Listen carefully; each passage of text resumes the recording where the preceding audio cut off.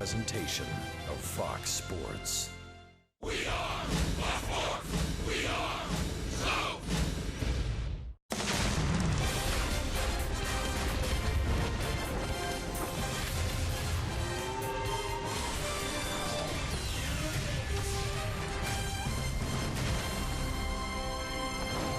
We welcome you once again to Denver, Colorado and Coors Field, where tonight it's Star Wars night.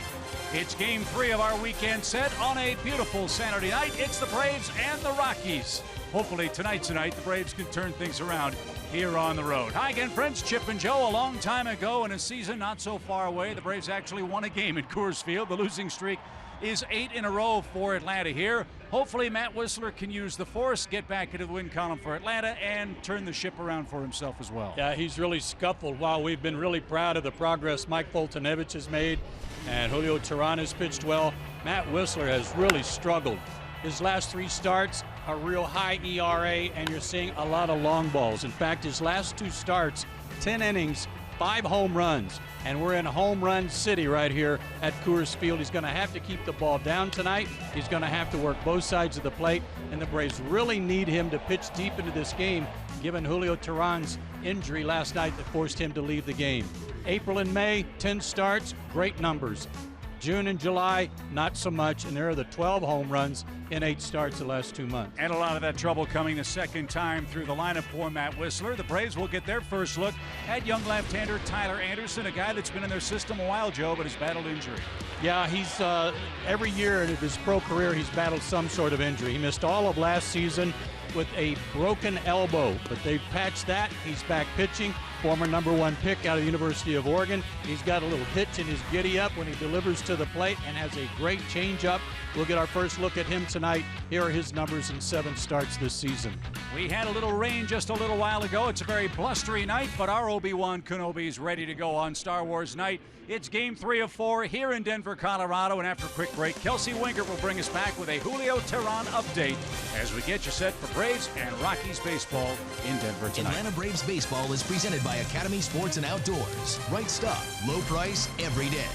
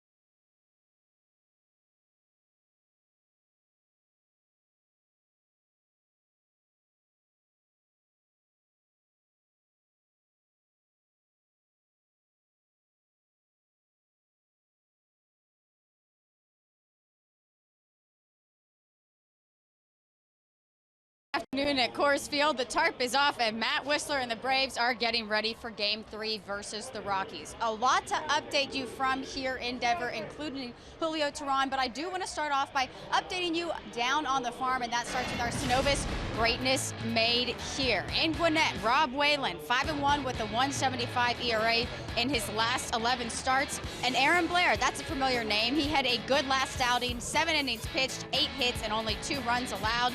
Down in Double-A, Williams Astuito hitting .386 this month, and Dustin Peterson still raking .330 in June and July. Now to the news of Julio Teheran, the ace who left the game last night in the 5th inning due to some lat tightness. We spoke to him today, and he said he really wasn't feeling much extra soreness like you would feel after a start, and that he was able to do his normal routine. He did run today, and he hopes to be able to play catch tomorrow to gauge better where he's at. He said that his strength tests were better today. That's encouraging. And the Braves do have Monday off, which should give him more time to recover. The Braves are obviously hoping to avoid him from going down on the DL and hoping that he can make that 5th start, that next start, but we will continue to keep you updated on that situation. He still is day to day. But stay with us, because coming up next we have Game 3 of the Braves versus the Rockies with young gun Matt Whistler on the mound for your Atlanta Braves. Chip and Joe take it back with first pitch and starting lineups right after the break.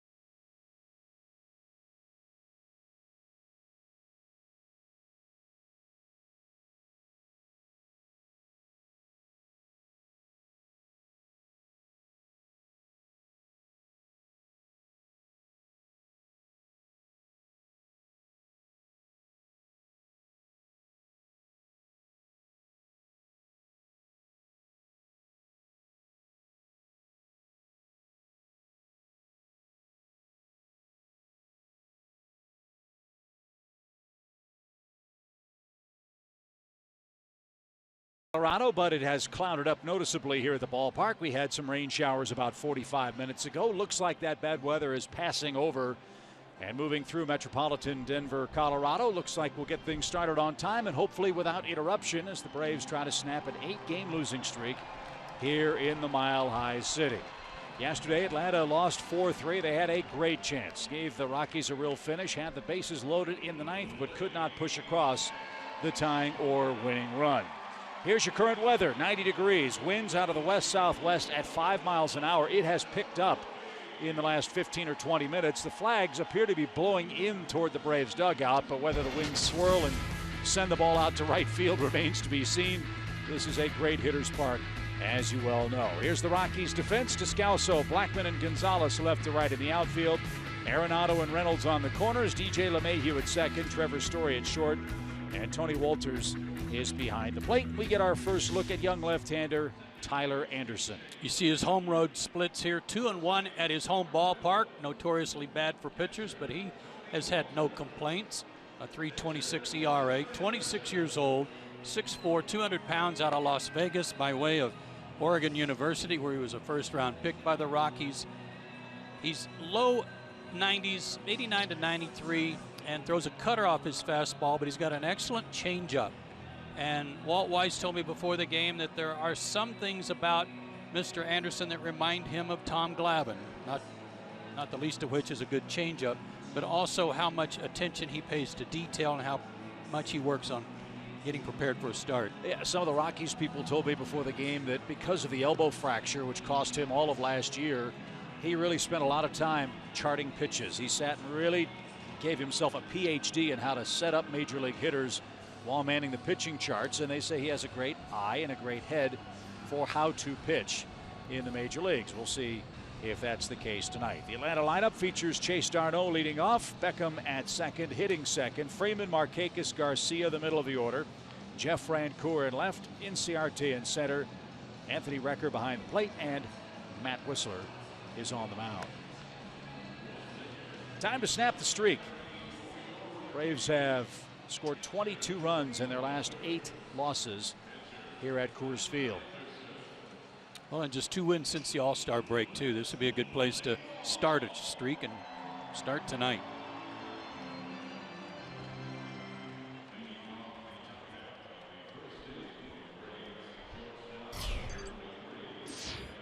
Chase d'Arnaud will lead off at 266, a homer and 12 RBIs. And Anderson's first missed down and in, ball 1. Notice right away this hesitation in his leg kick from Anderson, trying to throw timing off. Comes naturally to him. And he just got a check swing strike. We see that kind of move from a lot of Japanese pitchers that have a hesitation type move in the middle of their windup. Closer to home, it's not all that far removed from Clayton Kershaw and his leg kick and pause.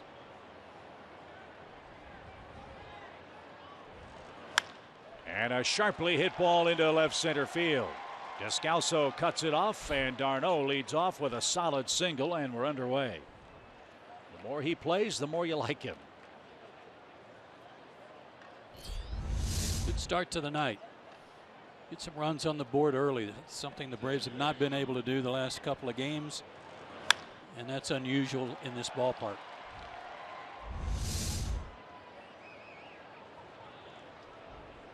Gordon Beckham spent some extra time in the cage before the game. Let's hope that pays off for him. He's 1 for 8 in the series, and is 7 for his last 39.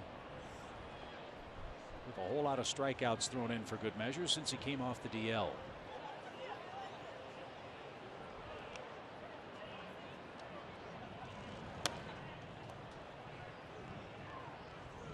And as I mentioned, the wind will be a factor. It'll be an adventure for the outfielders in the early innings, you would think. We showed you the winds at 5 miles an hour. They've picked up to 18 and gusting to 30 miles per hour.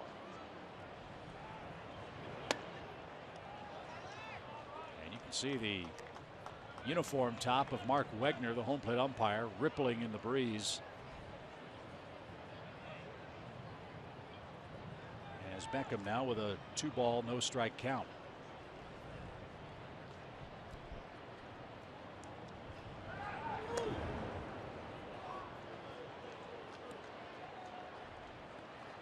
Gordon went on the disabled list June 2nd.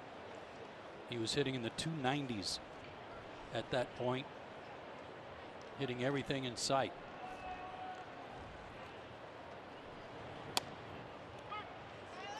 That caught an edge, and it's 2-1. One of the other things his manager said about him, about Anderson, is that he'll throw that changeup in any count.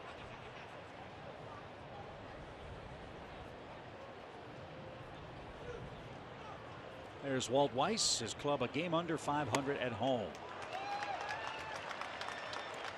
Gordon didn't get that. 2 balls, 2 strikes. It was the change. Almost looks like Anderson was spray painting his kitchen this morning and was wearing his Rockies cap.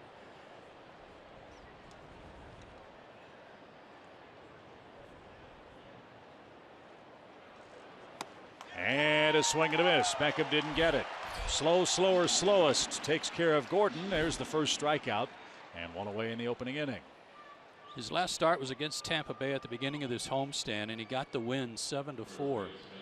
He pitched into the 7th inning, and the 3 of the 4 runs he gave up were in that 7th inning. Prior to that, he had held Tampa Bay down real tight. Walked 3, struck out 3.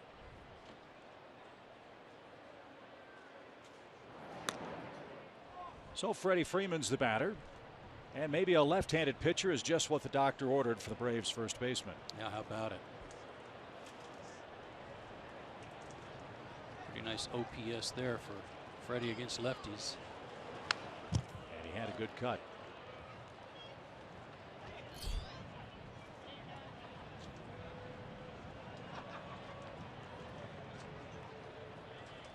Freddie at .273 for the year, 17 home runs. He's 2 for 8 in this series, including a triple. And that one right back to the pitcher. It's off his glove. Darno had to freeze, and he'll be forced at second.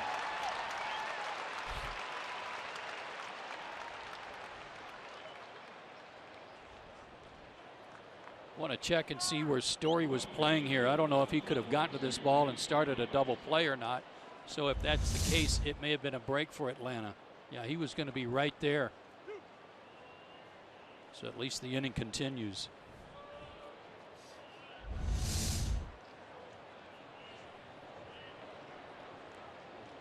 So Freddie at first with 2 outs. Nick Markakis, the batter, riding a 5-game hitting streak.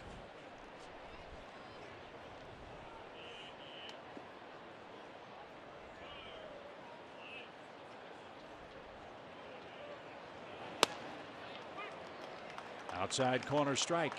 Braves have a crummy record against left-handed starters. They are 11-25 against left-handed starters on the year, so they'd like to get that turned around a little bit tonight too. And they'll face 2 lefties coming up, including Anderson tonight.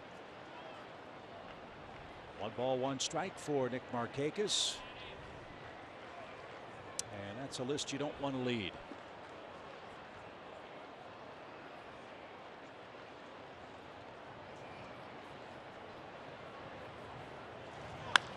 Fly ball hit toward left center, tailing away from Blackman, but the catch is made by Descalso, and that retires the side. No runs, 1 hit, 1 man left. Here comes Matt Wisler at Coors Field. No score.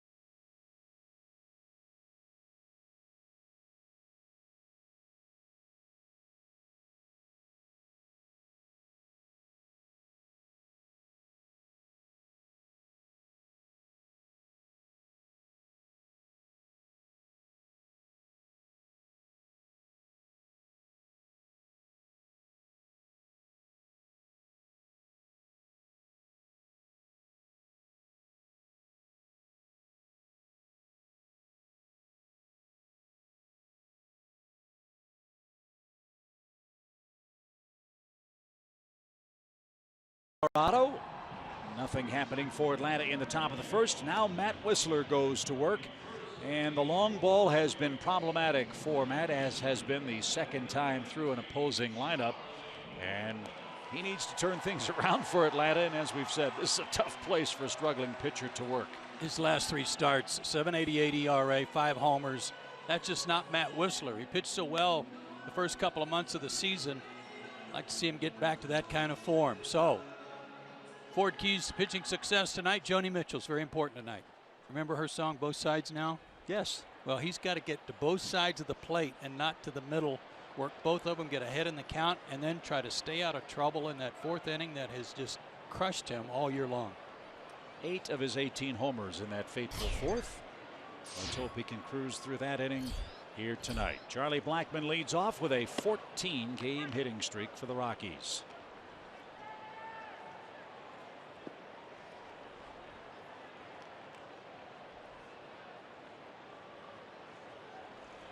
And he was right on that fastball and ripped it back to the screen foul.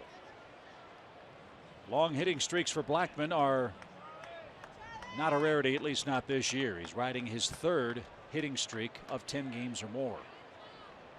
And he's 2 for 8 so far against the Braves. Tons of leadoff homers, too.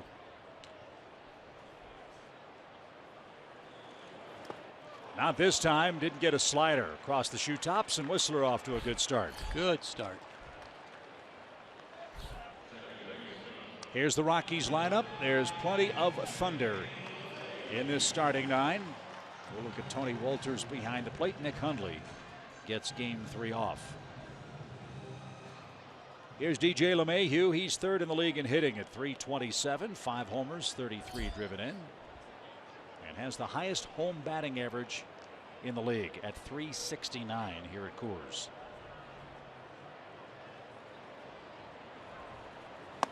He's also got 22 doubles, and I think that already ties his career high. So while he may not have as many homers as some of his teammates, he's got extra base hits and on base all the time. Good pitch. And he's our Academy Sports leaderboard. If you don't swing and miss, you can rack up a lot of hits. Put it in play. Might find a hole somewhere, and a lot of the time for him, it's the other way. Right field.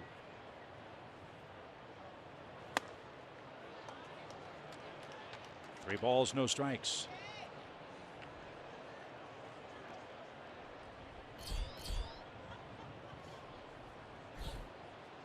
Nolan Arenado is on deck.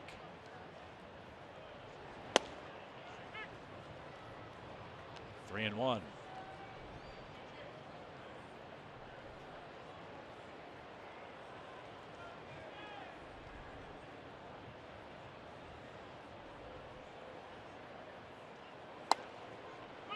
Buckled him with that pitch. Yeah. Good fastball.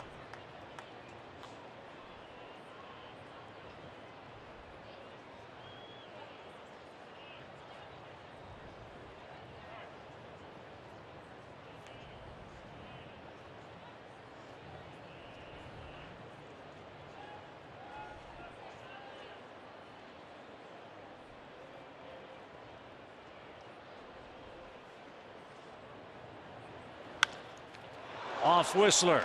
The ricochet to Garcia. He'll throw on the run, and Freeman held the bag. And let's see if Whistler's all right. That ball was really rocketed.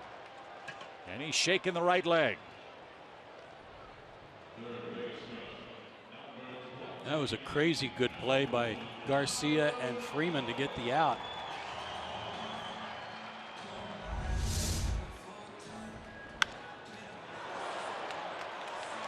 Get him on the foot, stomping his foot like he's trying to get some feeling back in it. No, knee. Up higher. So both pitchers with comebackers here in the first inning. Upper calf below the right knee. Jeff Porter out to make sure Matt's all right. He'll take a couple of practice pitches. May have been more on the calf.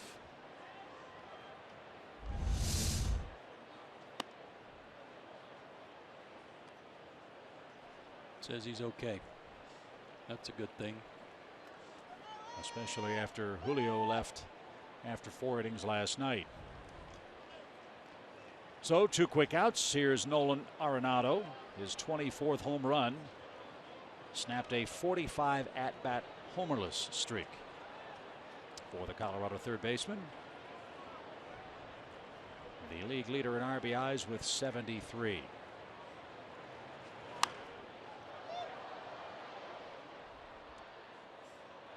And last night, he hit it a country mile. Watch this swing. Hands inside the baseball, head goes down. Does what he has to do with his hips to try to clear space for his hands to get through there, and it jumped.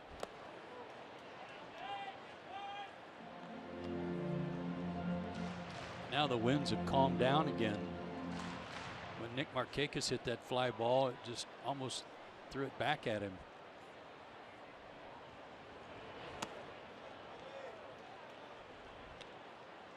You don't suppose they've got like some wind machine here that only blows when the Braves are hitting, do you? That's only in the Metrodome.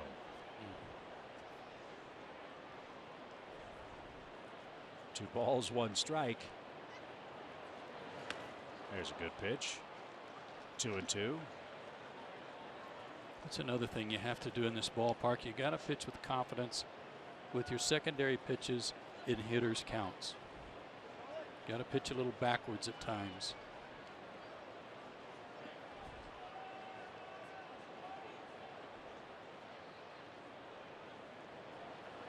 And a swing and a miss. 2 strikeouts for Whistler in the opening inning. Arenado slams the helmet down. Like we said, he thinks he should get a hit every time up. Not this time. We're off to the second.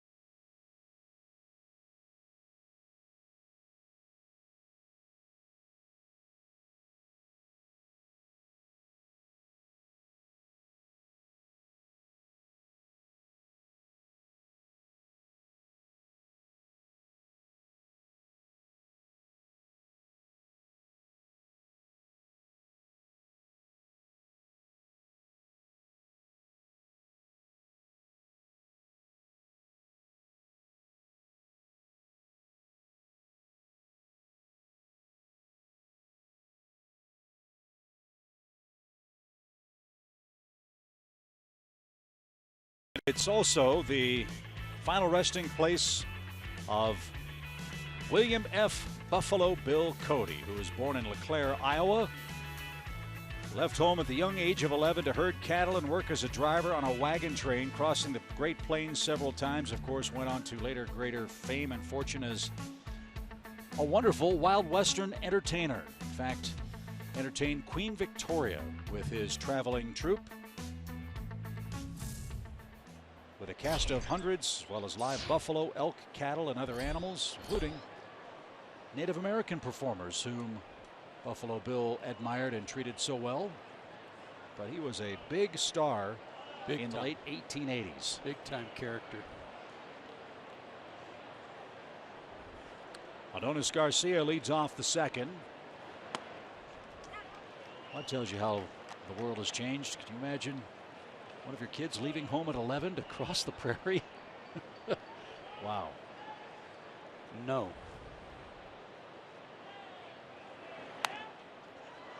Into the seats and out of play for Adonis Garcia, who's on a nice run at the plate. Yeah, 8 extra base hits in there. A couple of homers on this road trip, both in Cincinnati.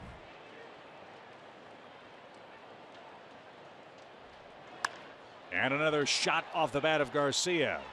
That's the second Atlanta hit. They've had the leadoff man on twice in as many innings. Got to check the location, but it almost looked like Adonis was sitting on that changeup and nailed it.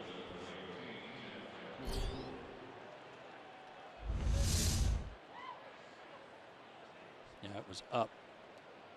Whether he was looking for it or not, he was going to be all over that. Lefty on the mound, Francoeur in the lineup. And that's off the plate. 1 ball, no strikes. First action for Jeff here at Coors Field. You see his numbers for the year.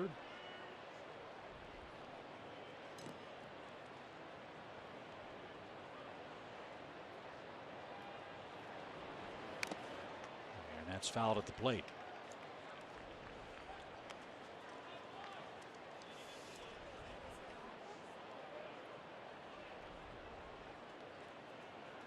Tonight's Jeff's 27th game in his career in Denver. He's hit 3 homers. He's knocked in 16 runs.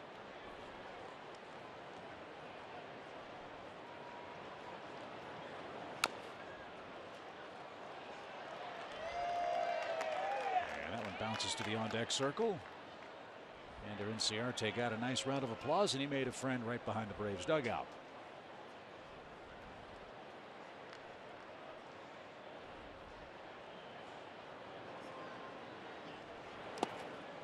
Oh, what a stop by Walters. Man, oh man. It's 2-2. Walters making his 37th start behind the plate.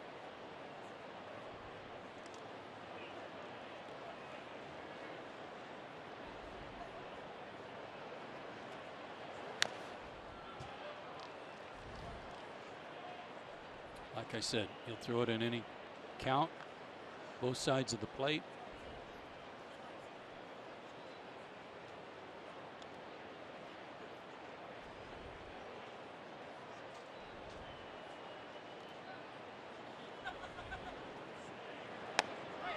And he got the corner that time, and Francoeur didn't think much of that call.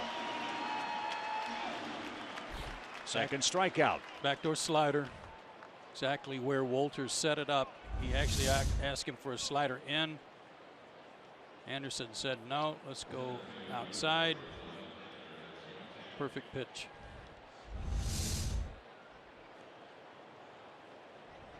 Ender Inciarte is the Braves center fielder this evening.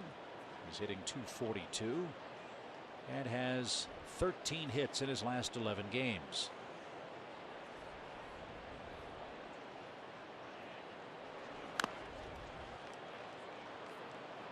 And he's been doing that a lot. Yeah, he has, and he keeps missing the shin guard.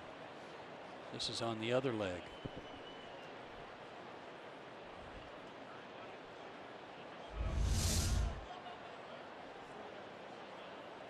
On the foot.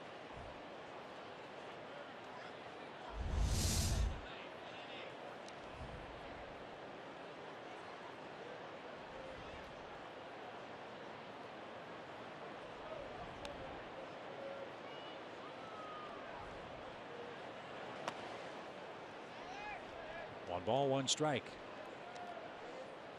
There's Ender's good work over the last week and a half. Yeah, and even though he's batting down in the order now, he's still getting on base and scoring runs.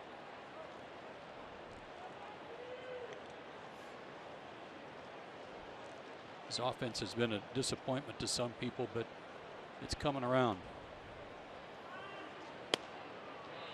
That's one of the untold stories, I think, of this Braves season. You talk about the difficult schedule and the awful start. Well, he missed a month. He got hurt in the first week, and he was a big part of this team's offense. Malik Smith, broken thumb. He's missed a lot of time.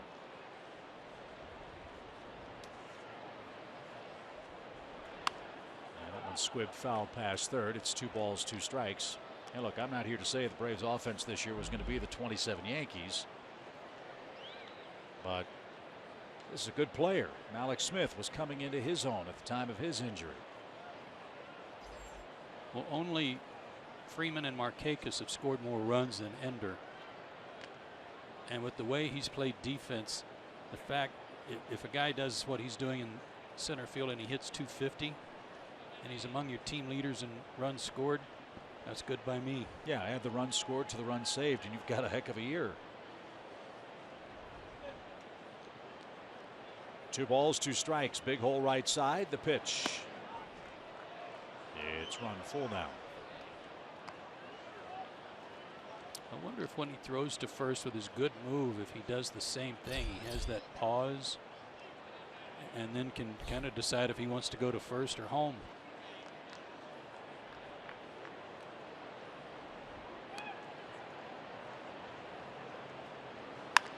Ground ball left side. Arenado dives. What a play, but can't get it out of his glove.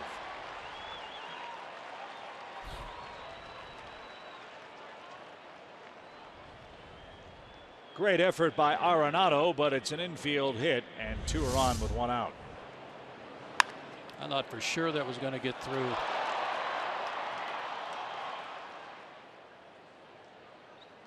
One error in almost 300 chances, folks.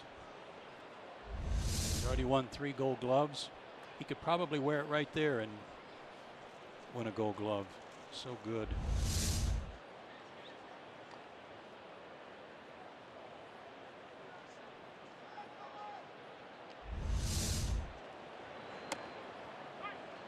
So Anthony Recker is the Braves catcher. He didn't like that call. And Anthony's off to a very impressive start with the Braves.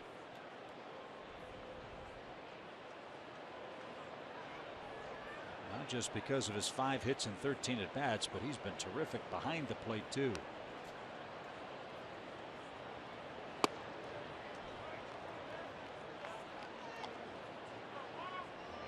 Production behind the plate, our Georgia Lottery hitting the jackpot for July.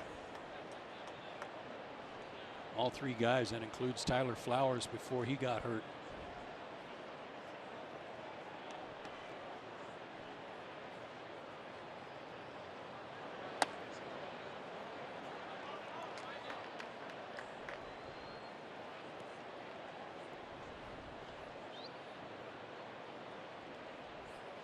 Anderson's battled shoulder problems, elbow, broken elbow, oblique at the beginning of this season. Unbelievable minor league numbers. He was 23-10 in the minor leagues combined for the Rockies with a .239 ERA.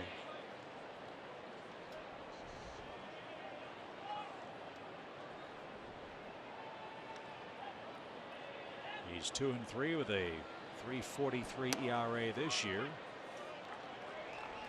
And the count, 2 balls, 2 strikes.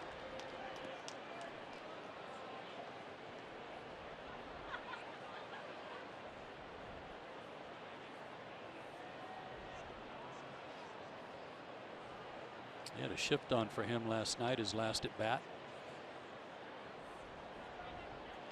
3 guys on the left side of the diamond.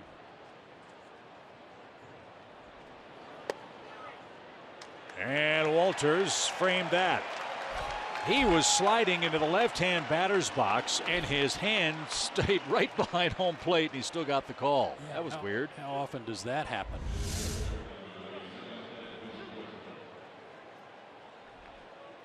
Let me get out of your way there, Mark, so you can get a good look at that.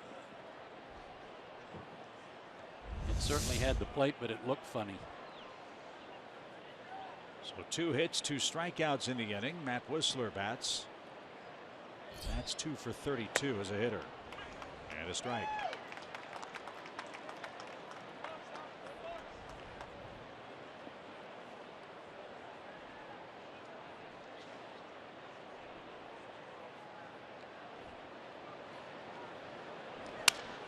Little pop into shallow center. That's going to get down for a hit. Garcia is going to score. Whistler helps himself with a 2-out RBI single, and the Braves lead 1-0. Attaboy. It's not how hard you hit it, it's where you hit it. And in this case, when with a runner in scoring position, he got a change up. That is perfect Matt Whistler speed. And right off the end of the bat, he dumped one in.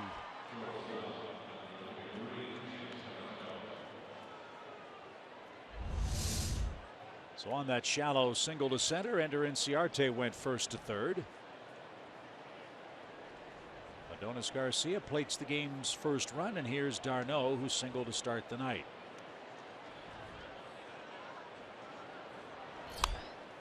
And that's out of play. Foul back our way. Strike one for the Braves shortstop.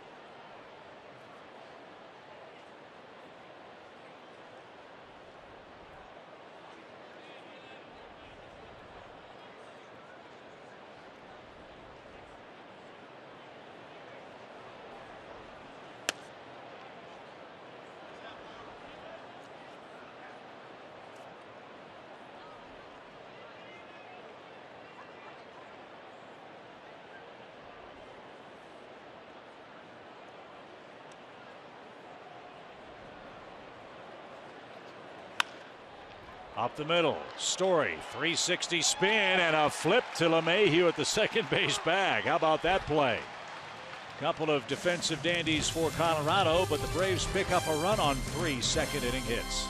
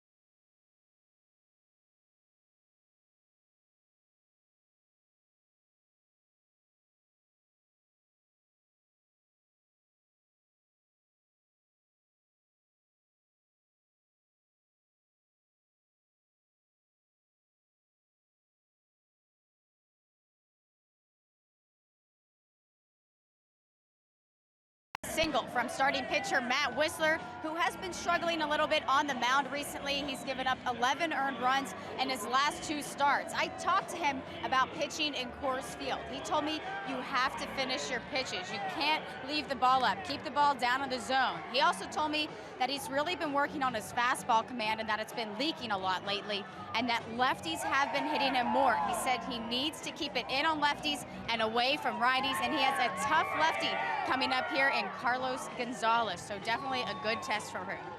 Yeah, I remember, Kelsey, he worked real hard in the offseason in preparation for spring training on his changeup to use that more against lefties. Lefties wore him out last year, and he's right, that number is beginning to creep up a little bit because of his lack of command with his fastball to set up the changeup.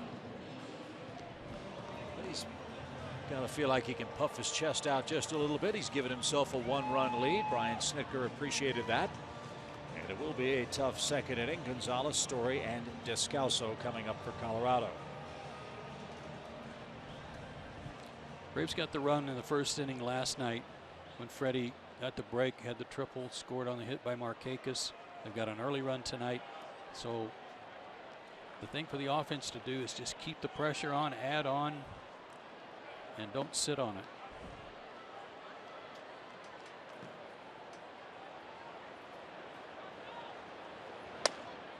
Upstairs to Cargo, 1 ball, no strikes. 20 homers, 59 knocked in for the Rockies right fielder.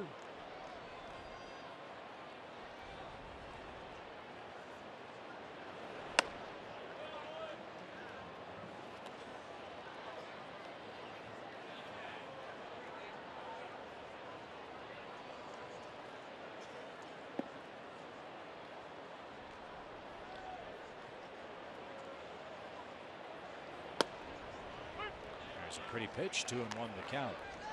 There's been a lot of talk about Carlos Gonzalez and whether or not the Rockies will move him at the deadline if they don't edge closer than 7 back in the hunt for the last wild card. They don't have to trade him. He's not a free agent until after next year. And he's such a big anchor for this offense.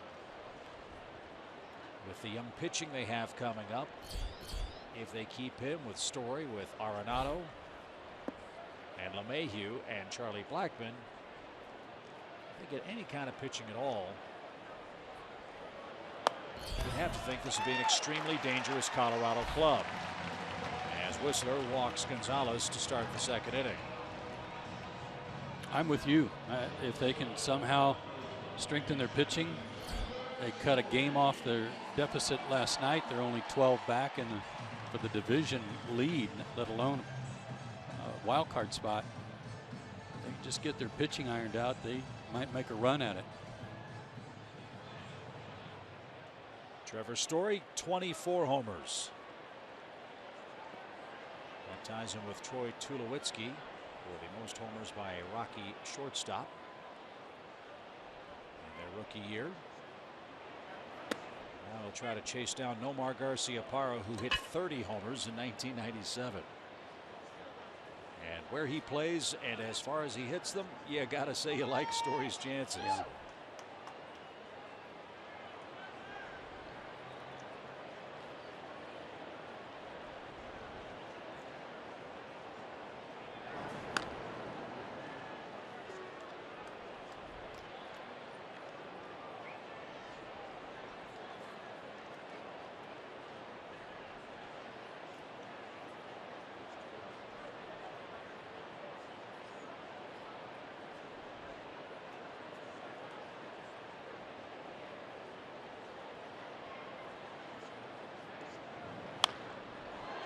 That's popped foul over the Rockies dugout and into another big crowd here in Denver. Got great extension on this home run swing last night. Breaking ball that was out in the middle of the plate.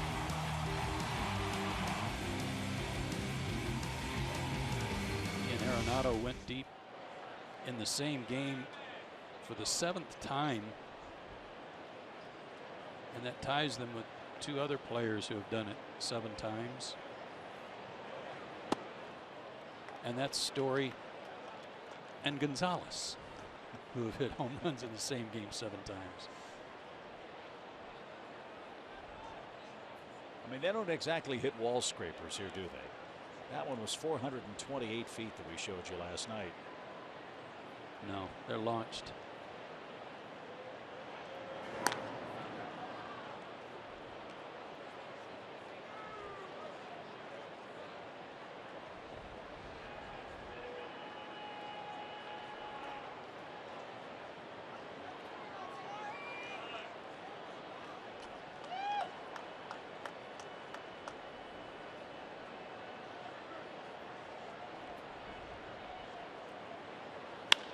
Fly ball hammered center. Inciarte sprinting, still going. He won't get it.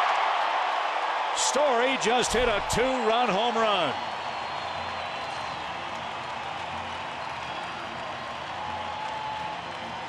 And what was in front of it?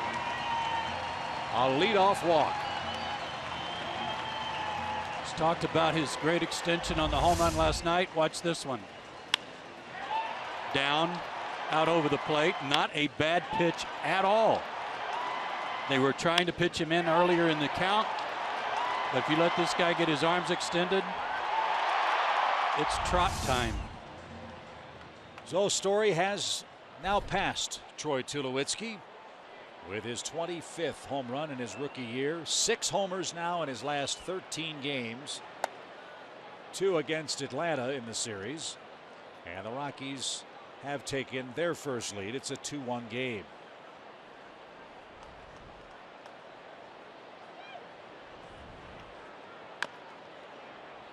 Daniel Descalso and Mark Reynolds will follow. Descalso playing left again tonight.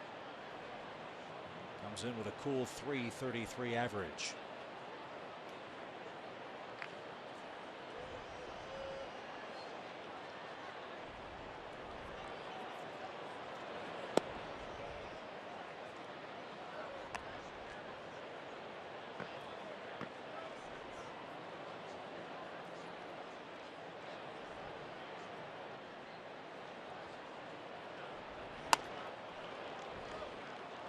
Good fastball at 94. Descalso didn't get it. 2 balls, 2 strikes. 6th home run in the last 12 innings for Matt. And 19 for the year.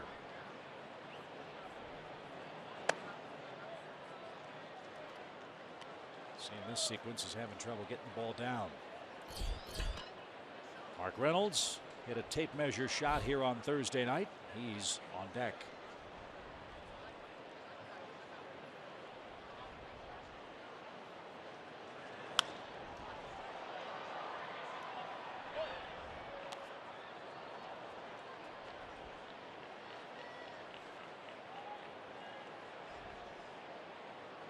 Two 30,000+ crowds in as many games in Denver in this series. Tonight's the biggest of the 3. For Star Wars night. That'll be pushing 40 tonight.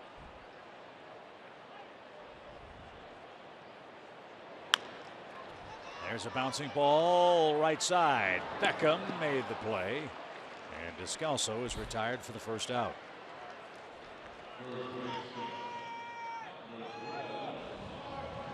Here's Reynolds.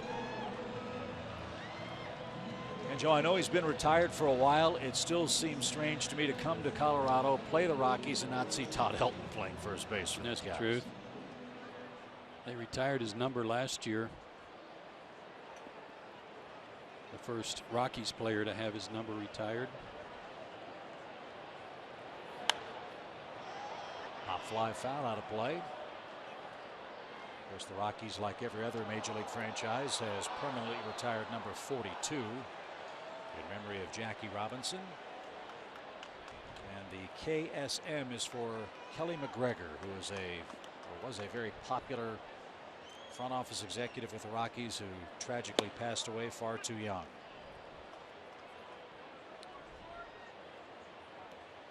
Todd Helton was not only a good hitter, he was a Gold Glove first baseman. Terrific player.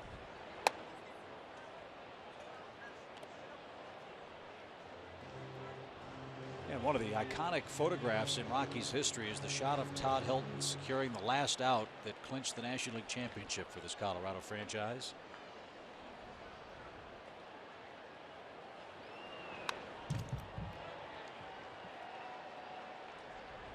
As much as he put a hurting on the Braves, I really liked watching Todd play. Goodness, he really put a dent in the Braves at the end of one season when he hit a home run in the 9th inning that led to a Rockies win and cost the Braves home field advantage in the postseason. 1 ball, 2 strikes for Mark Reynolds. We got Jan. Adonis with a nice pick and a nice throw. 2 out. There will always be a lot of discussion about the numbers guys put up at Coors Field and whether or not they are Hall of Fame worthy. Well, take a look at this. Mel Ott was a shoo-in because he hit 511 homers. But I contend, here's my argument here. Mel Ott hit 63% of his career homers at the Polo Grounds, who had a 250 porch in right field down the line.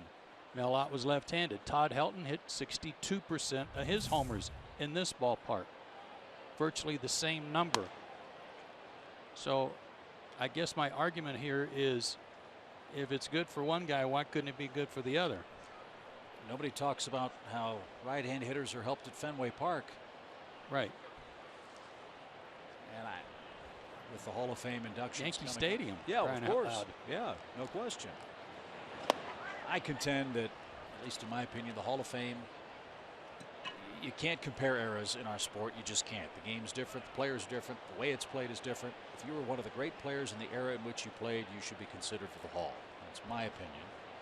And for me, Todd Helton would be one of those guys. Great career batting average. I would hope that it's almost a no-brainer. First ballot? I don't know, maybe not. But certainly deserving. Rain's picking up as Tony Walters digs in with a 2-1 count. And Matt missed in the dirt. It's 3-1.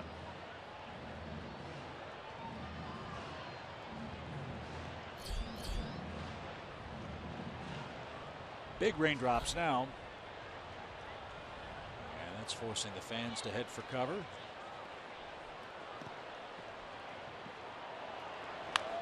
And a ground ball to first. Freeman's got it.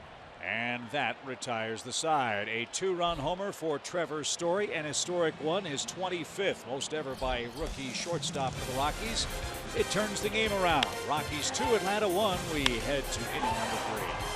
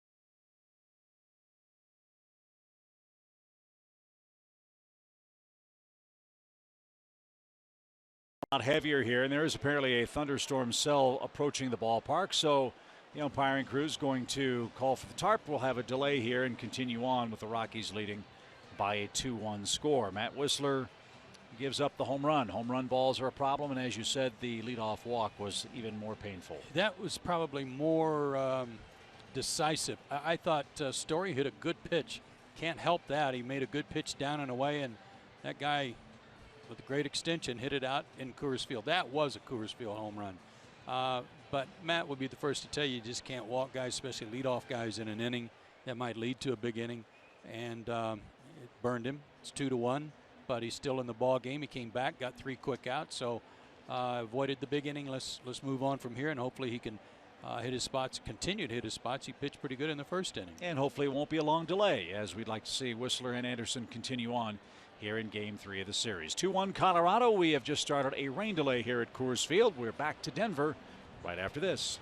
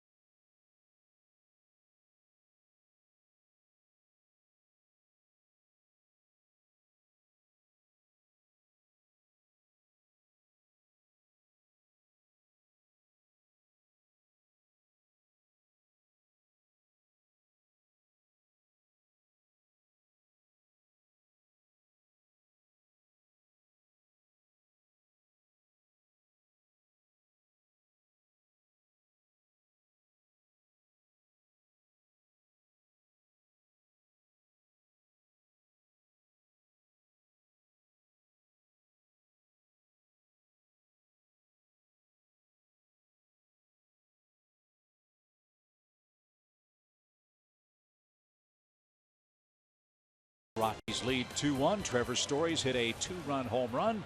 Braves got an RBI hit from Matt Wisler, the third hit they tallied in the second inning. So Matt will watch and wait. Tyler Anderson will watch and wait. And we will send you to a break. Andre Aldridge is coming up after the commercial messages. He'll update you from our Atlanta studios as the Braves and Rockies battle in Game 3 of our 4-game set here at Coors Field tonight.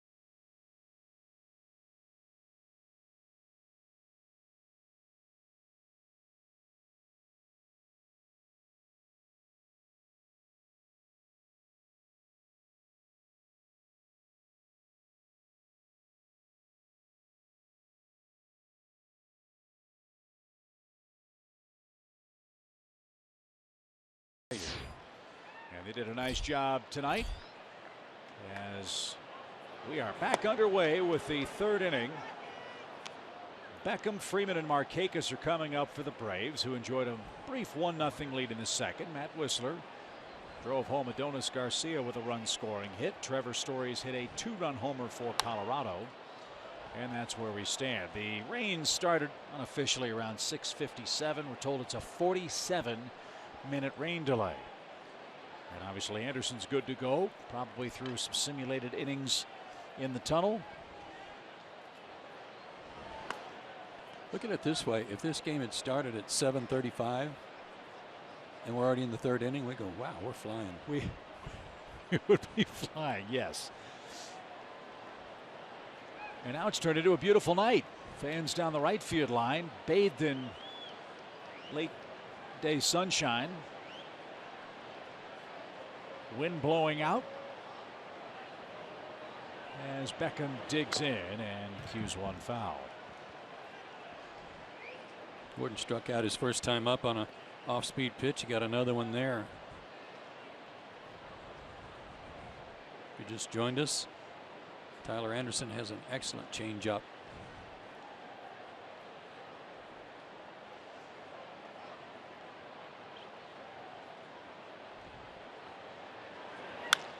That one's ripped toward Blackman in center, and Charlie gets there. Gordon hit it on the screws, but he's retired. So Georgia Tech wins that battle against the University of Georgia among the alumni. One out. Here's Freddie. He hit into a force play. His first time up.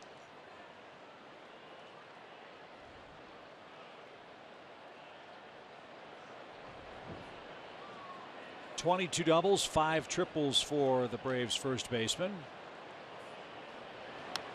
And he is the first Atlanta Braves first baseman with as many as 5 triples in 1 year in team history. That's in the Atlanta portion of the franchise annals. The last Braves first baseman with 5 or more triples was Frank Torrey, who did it in 1957 and 1958. This one's hit toward the right center field gap. Cargo's coming on, won't get there. It skips past him and Blackman, and Freddie's around second. He's on his way to third, and he's going to make it without a play.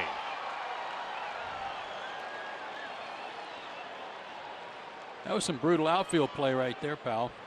I was watching Blackman. I'm not sure he saw the ball off the bat because he got a real late start on it. So he was kind of coasting over there watching Gonzalez. He thought he would come up with it, of course, and then you see the results. It'll be a base hit and an error on Gonzalez.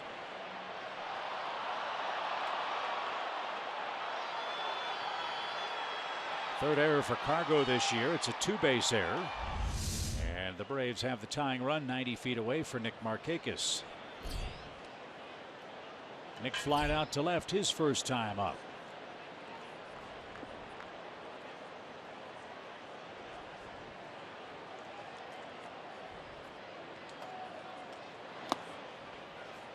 Walters smothered that. Ball 1.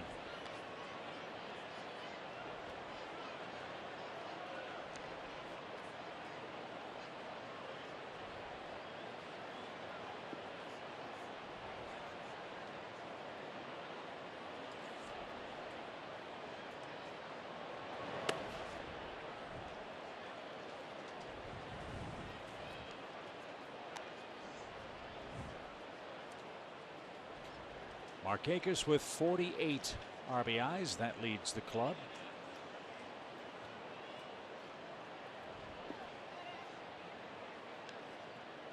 A fly ball of any depth ought to give you a great chance to tie it up. But there's that change. 2 balls and a strike. It is a real floater.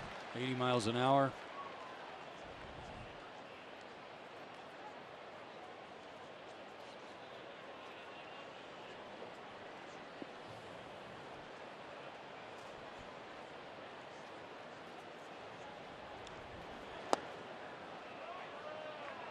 Three balls and a strike now.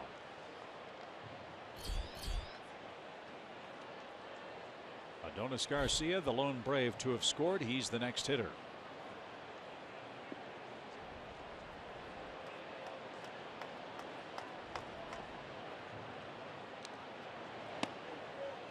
And they're at the corners with one out.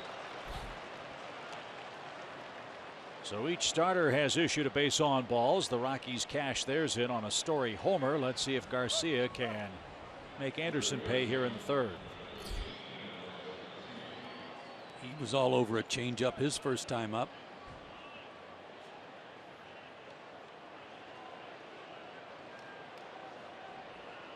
Extended his hitting streak to 7 games.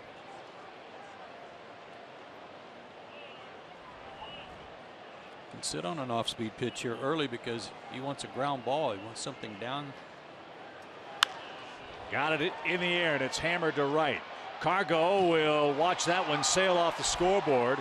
Adonis Garcia with a long opposite field single ties the game.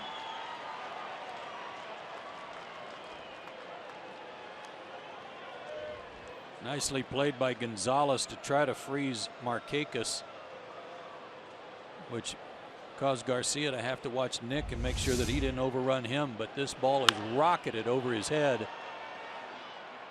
Markakis went about 3/4 the way, hesitated, and then kept going. Tie game. 2 singles and a walk after the first out. And here's Jeff Francoeur. He was caught looking in the second, didn't like the call.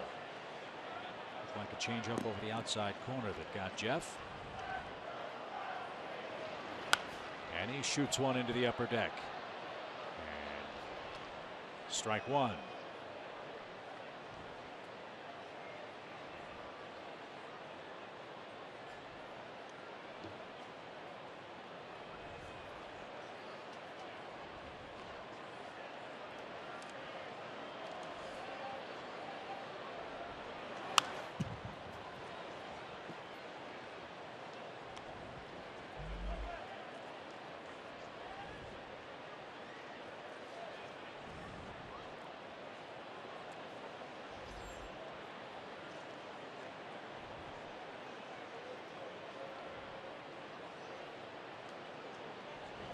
Markakis leads at third. Garcia from first, and Jeff didn't get a fastball.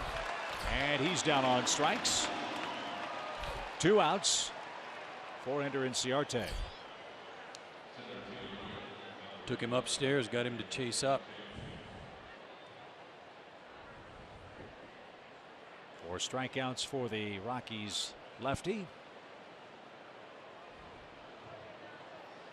Inciarte, an infield hit his first time. That was the diving stop by Arenado on the left side of the infield.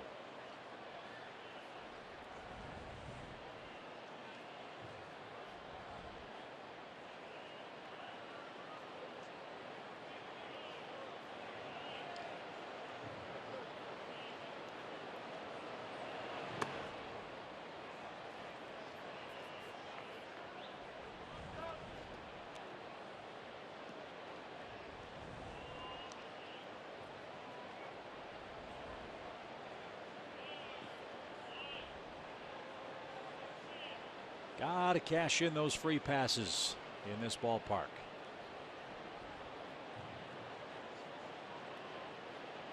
One ball, no strikes. Popped up. And Arenado in foul ground is going to have room, and Anderson pitched out of a big mess. He does surrender the game-tying run, but it could have been a whole lot worse. He'll lead off the third for the Rockies. 2-2 your score.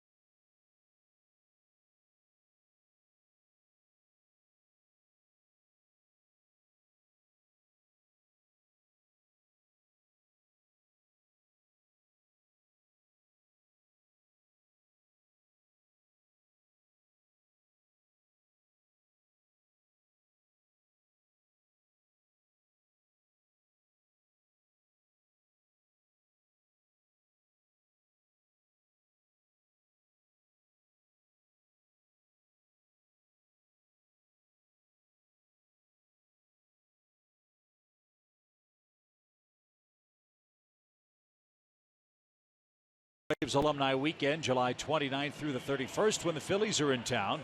There'll be plenty of opportunities to see your favorite Braves legends. Go to braves.com/alumni weekend for a full schedule of the weekend's events. We've had a 47-minute rain delay here in Denver. The Braves and Rockies back in action in the third. New life for Matt Wisler. He'll get a little extra time to get used to the mound, as he will face the 9, 1, and 2 hitters for the Colorado club.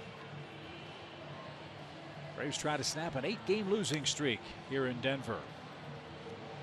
Matt got him in order in the first with a couple of strikeouts. The Story homer in the second. The only blemish to this point after Cargo walked. And he'll start with his opposing pitcher, Blackmon, and then LeMahieu. This guy's no slouch at the plate. Anderson hit a home run against the Phillies. I think he got a single his first time up and a homer his next time up. First big league start.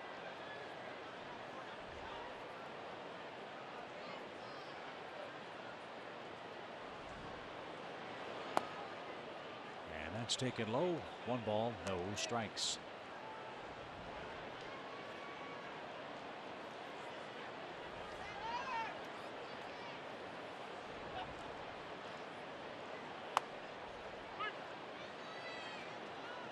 Anderson's 26, born in Las Vegas.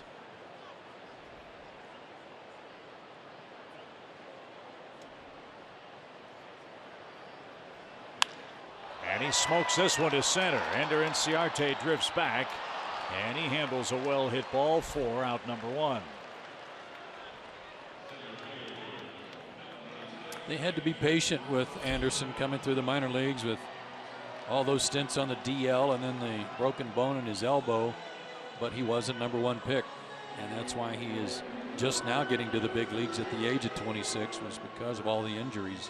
And you mentioned he played college ball at Oregon. That's a great program. Anderson's their all-time strikeouts leader for his career. Single season strikeouts, career strikeouts, and single game strikeouts. He once struck out 14 college hitters. And back-to-back, he's a very nice complement in rotation with John Gray, who pitched in one last night. And they've got more pitching coming. They've got a kid named Jeff Hoffman that they really like. He was part of the Troy Tulowitzki deal with Toronto. Ripped to right and right at Markakis. Blackmon's 0 for 2. 2 hard hit balls in the third. But 2 are up, 2 are down for LeMahieu.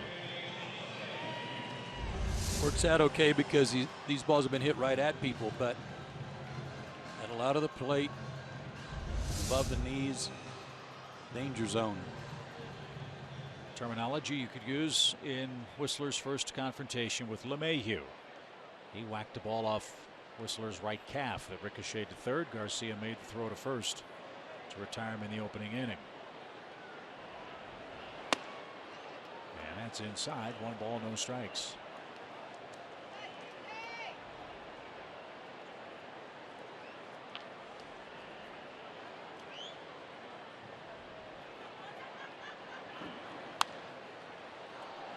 That's fouled back our way. Got away with that changeup.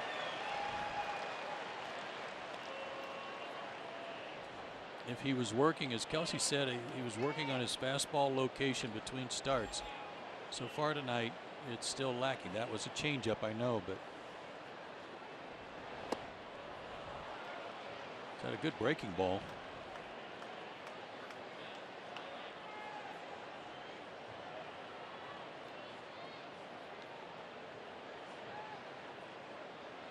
One and two, 2 outs.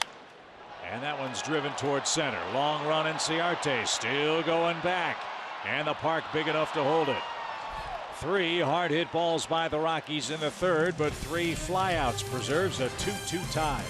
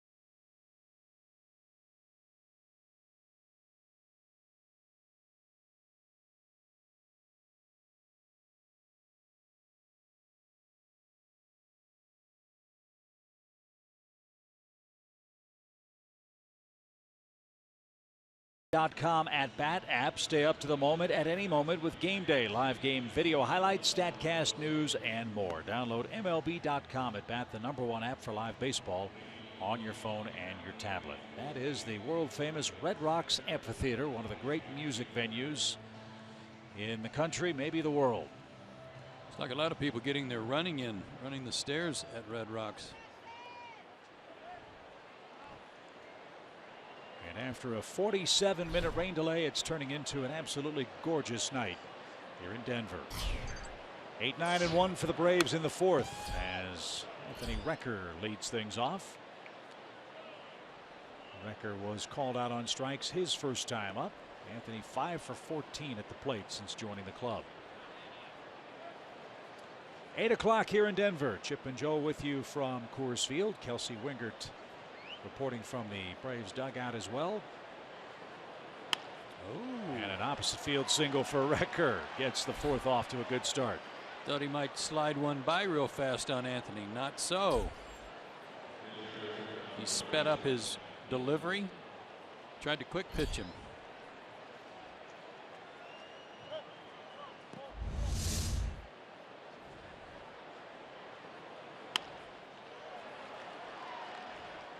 That'll teach you. So 2 hits and a walk for Anderson after the rain delay. And Whistler will try to move Recker along with a bunt.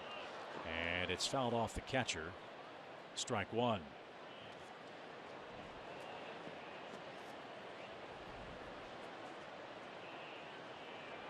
Whistler has an RBI hit that scored Adonis Garcia in the second. 3 leadoff hits out of 4 innings.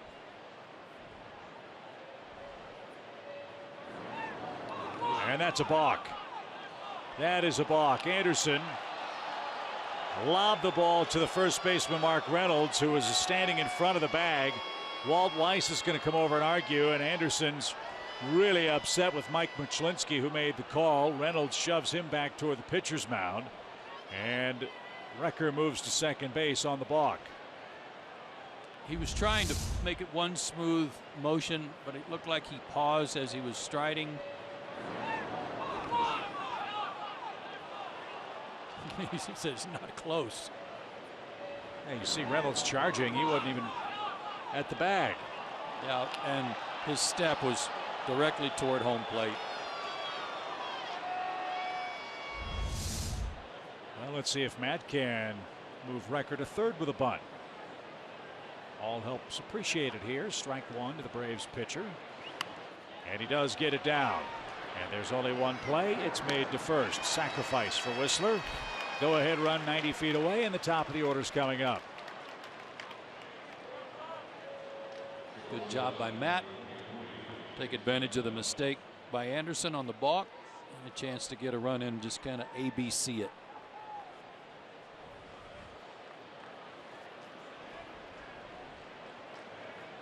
Chase d'Arnaud, the Braves leadoff man tonight. 7th time he's batted first for the Braves this year. And an odd stat in the Braves press notes tonight as the infield comes in. Chase has done most of his great work against National League Western teams. 18 career games, a .377 lifetime average against the West, including a .396 mark this year in 13 games played. He's 2 for 5 with runner at third, less than 2 outs too.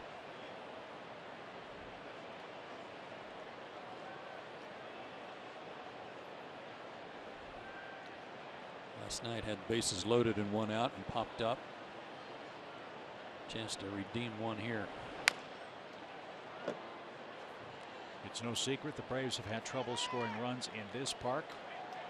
In their last 8 games, they've scored 22 plus 2 tonight.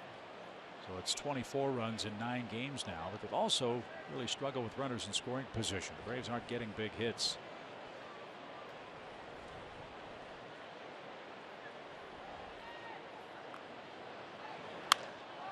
That ought to get it done. That's going to chase Cargo back deep to right, up against the scoreboard, and he'll make the play. Tagging and scoring is Recker.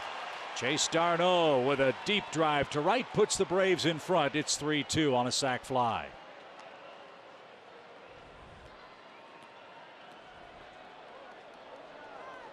Good ice chip. I thought for a second that ball dropped in the front row. Well, you never know with Cargo. Roost too. You never know with Cargo. Tried to fake the Braves out earlier tonight. So 13 RBIs for d'Arnaud. Braves are back in front. Beckham with a big cut. Didn't get it. Fouled it away. Strike one.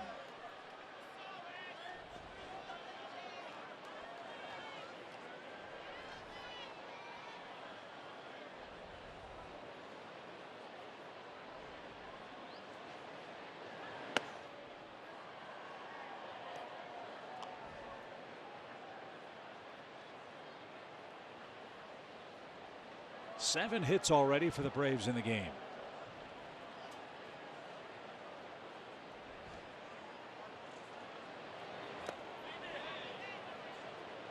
No swing.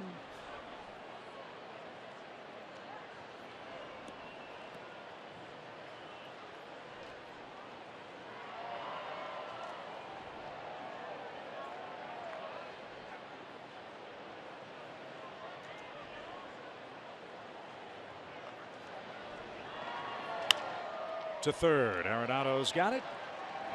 And his throw to first is perfect.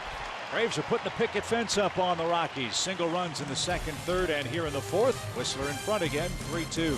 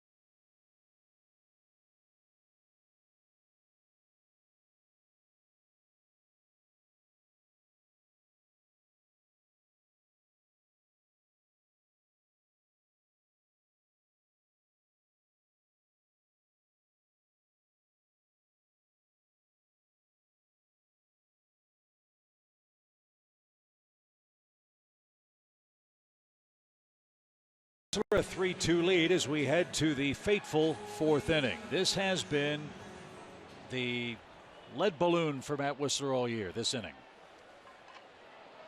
Get the first guy. It's almost like the ninth inning. You know, get the first guy. Don't let him get off to a good start and have a big inning. That'll help. First pitch swing by Arenado is into straightaway right field. And Markakis puts it away. He's done that. Good deal. And he set down 7 straight men. So you get the number 3 hitter Arenado. Now Cargo's up. Whistler walked him to start the second. Then Story hit a long home run. 4 straight fly ball outs though, Chip. Got to get the ball down. In and out. He's thrown 8 sliders tonight. 4 were swing and miss sliders. The other 4 turned into outs.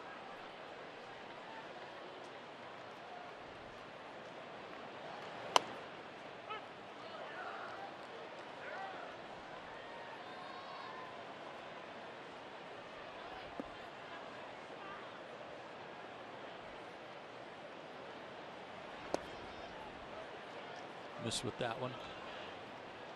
Try to backdoor. It's a good try. Cargo's been a tough out for the Braves in this series. He's been a tough out for the Braves historically, no matter who's pitching. In his career, Gonzalez 8 homers, 28 RBIs in 38 career games and a .310 lifetime average.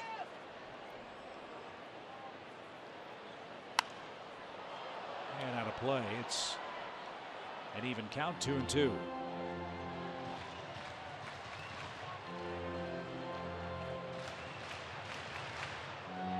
Who stands further off the plate, Cargo or Jason Hayward? I think Cargo does.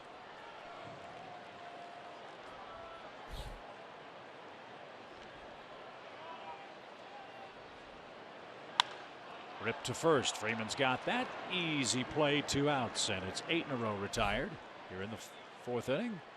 Trevor Story's up. Best he can do here is tie it with a homer. He's already hit a 2-run shot, his 25th of the year. And something off speed. He had to lunge for it, reach for it, but he got that great extension. They said 430 feet. Whatever. It still cleared the fence.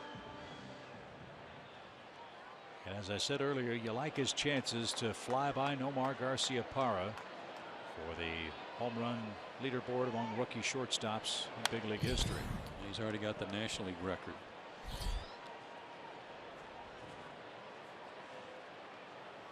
One of the best fastballs of the night right there by Matt, 95.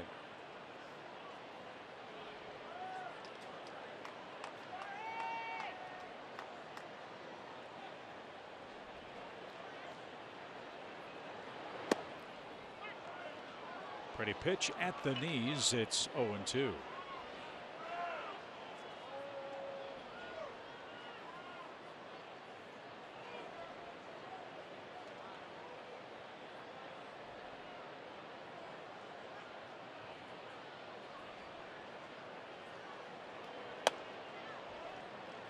Good waist pitch.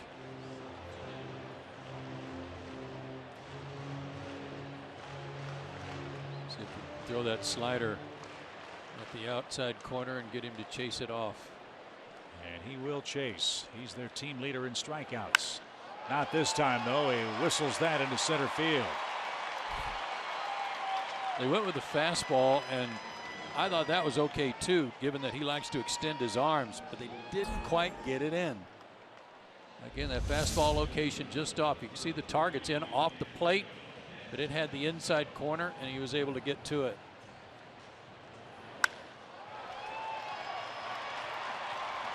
So Story is 2 for 2 tonight.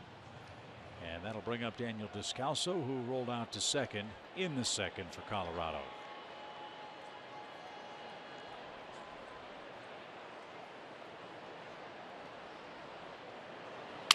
Broken bat.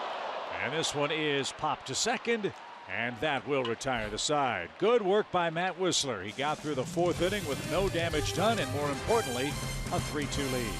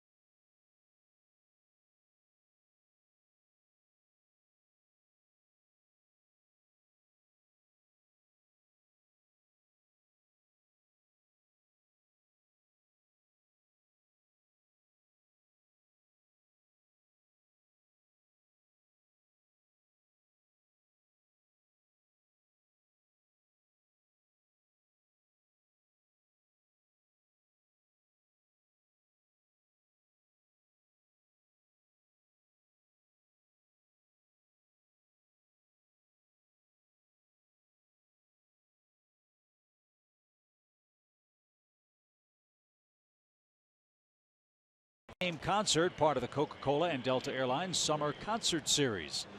Field passes are also on sale for only $20. Go to Braves.com/Torrey Kelly today. We head to inning number 5. Braves fans enjoying the outcome to this point. 3-2 Atlanta, with Freddie Freeman set to lead things off. Keep adding on. 3 leadoff base hits tonight. The one inning they didn't get a hit was a line drive deep to center by Gordon Beckham for an out. That one's hit into the glove of Arenado, and he makes a perfect throw. He tried to beat the shift, but Nolan was positioned perfectly. He throws a strike for the first out of the inning. Pretty amazing, isn't it? With one guy standing on the left side and it goes right to him. Yeah, the Rockies had 999 defensive shifts at the start of this series. What did you say? They threw out the baseball? Yeah, they threw out the ball. Commemorate number 1,000. Here's Nick Markakis, 0 for 1 with a walk.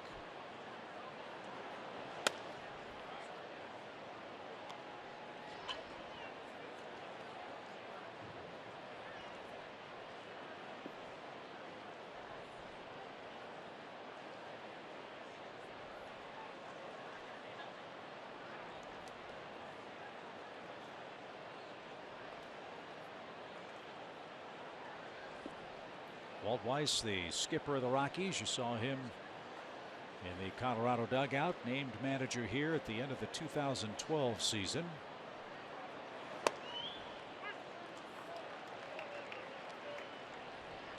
'74 wins, 66 wins, and 68 wins in his first 3 campaigns as the Rockies manager.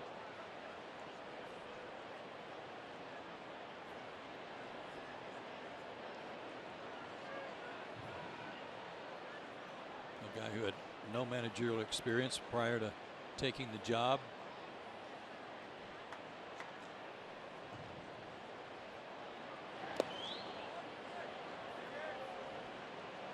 I was saying that former Rockies manager Clint Hurdle used quite a bit, and it's one that I hope the Rockies management will use as well. It takes courage to have patience. Let's be honest, the big challenge for the Rockies for so many years has been finding pitching. They've got offense, but the pitching's coming. Will the Rockies have a strong second half finish? And will these young pitchers continue to develop, like Gray, like Anderson, like Chapwood, who pitches here tomorrow? Only time will tell, but they've never really had both sides of that equation working together at the same time. Hitting sides work quite often. Yeah. 3 balls and a strike. And that one's lined into center by Markakis. He's got a 6-game hitting streak now. And the Braves are racking up the base hits tonight. They have 8 now. And Garcia's got 2 of them, including a 3rd inning shot that drove in a run. A bolt to right field, fastball outer third. He had ripped a changeup his last time up.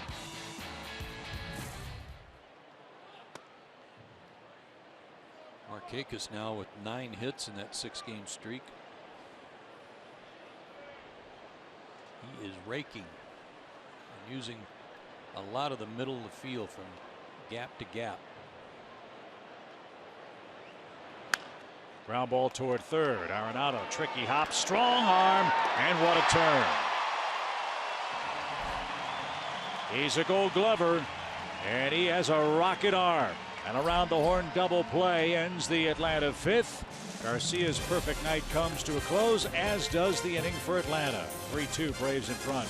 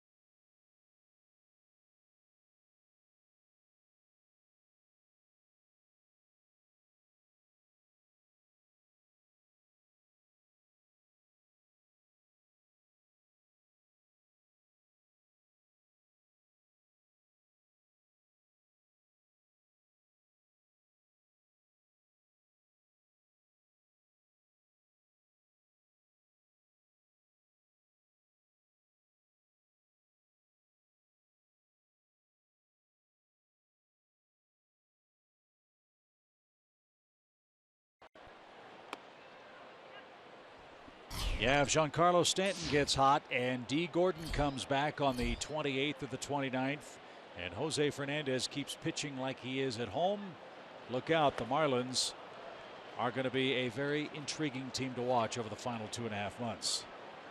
Boy, what Stanton did in that home run derby was crazy good. Reynolds, Walters, and Anderson coming up for Colorado. And Matt just struck out the Colorado first baseman. He set down 10 of his last 11 men, and that's his 3rd strikeout. And another good breaking ball. Well located.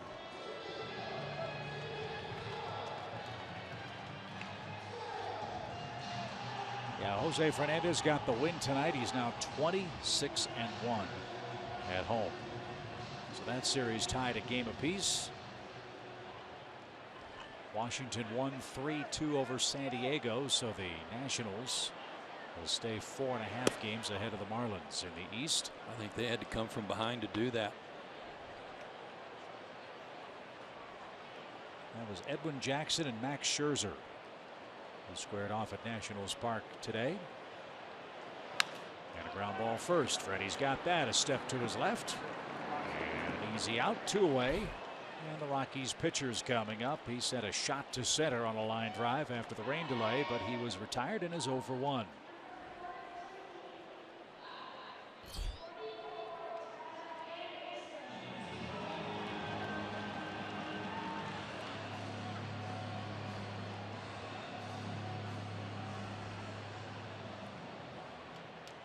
Single runs for the Braves in the 2nd, 3rd, and 4th. The Rockies got a Story homer in the 2nd. That's where we stand. 3-2 in the 3rd of 4 with the Rockies.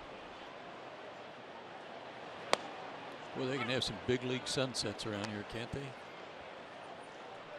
Some of these storm clouds that have passed over. Gorgeous. To second. That'll be easy, and Whistler is on a nice roll. He's retired 12 of 13. He's through 5 with a 1-run lead.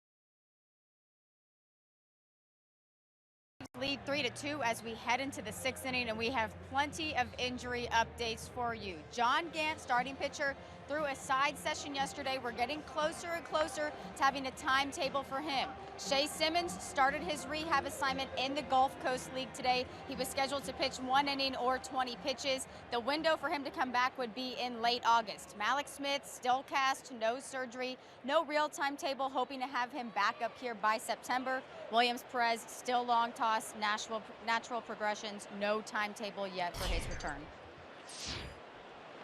That segment from Kelsey Wingert, sponsored by the Red Cross.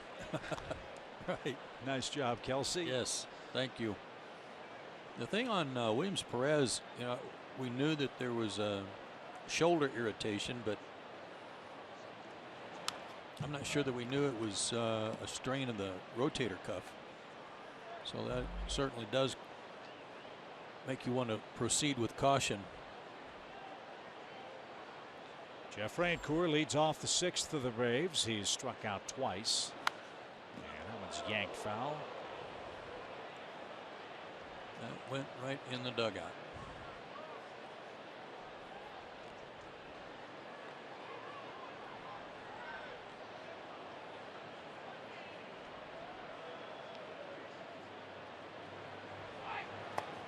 And Jeff is down on strikes for a 3rd time. He's had Jeff on the rocking chair. Pitch him in and he jams him, pitch him away and he's reaching. 4th time hopefully will be the charm. 1 away for Ender. He's got an infield hit and he's popped out.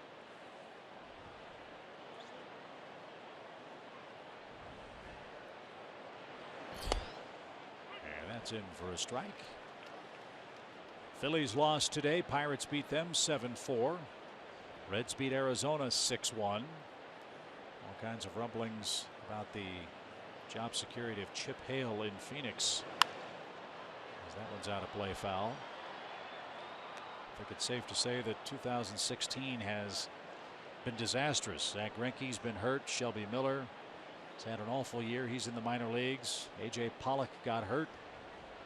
And they traded Ender Inciarte to Atlanta. And boy, did the Diamondbacks struggle at home.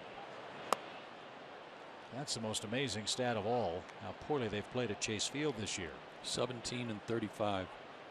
Not counting today. Were they at home today? They're in Cincinnati. Okay. They lost 6-1.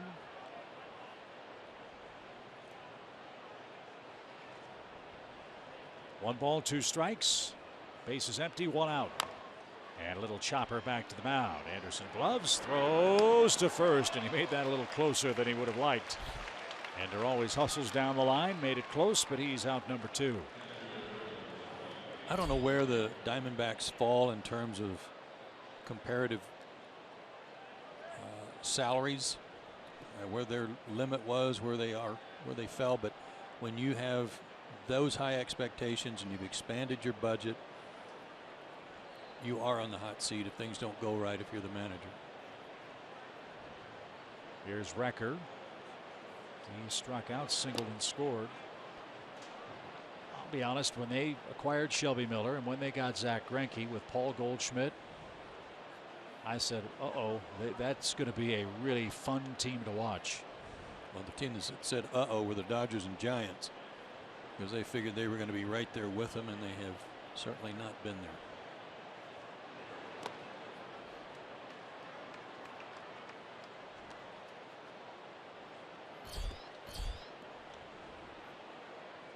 Anderson tried to get through the 6th inning. There is action in the Rockies bullpen. 87 pitches for the left-hander. Remember, we had a 47-minute rain delay after the 2nd inning. And that's a good pitch over the inside corner. Jordan Lyles up and throwing for the first time. Haven't seen him in the series yet.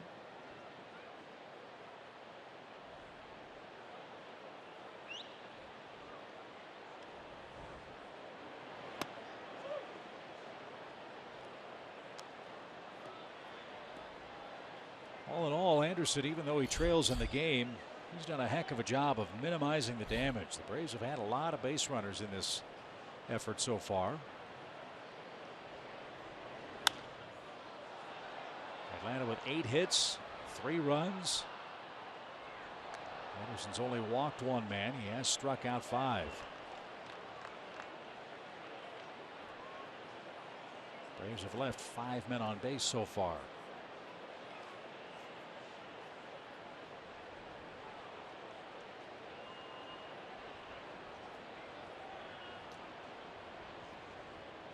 Full count pitch coming for Anthony Recker, the Braves catcher and 8th place hitter. And he chased a high fastball. He's been pumping it at 93 in this inning. 3 up, 3 down in the 6th. Top of the order coming up for the Rockies.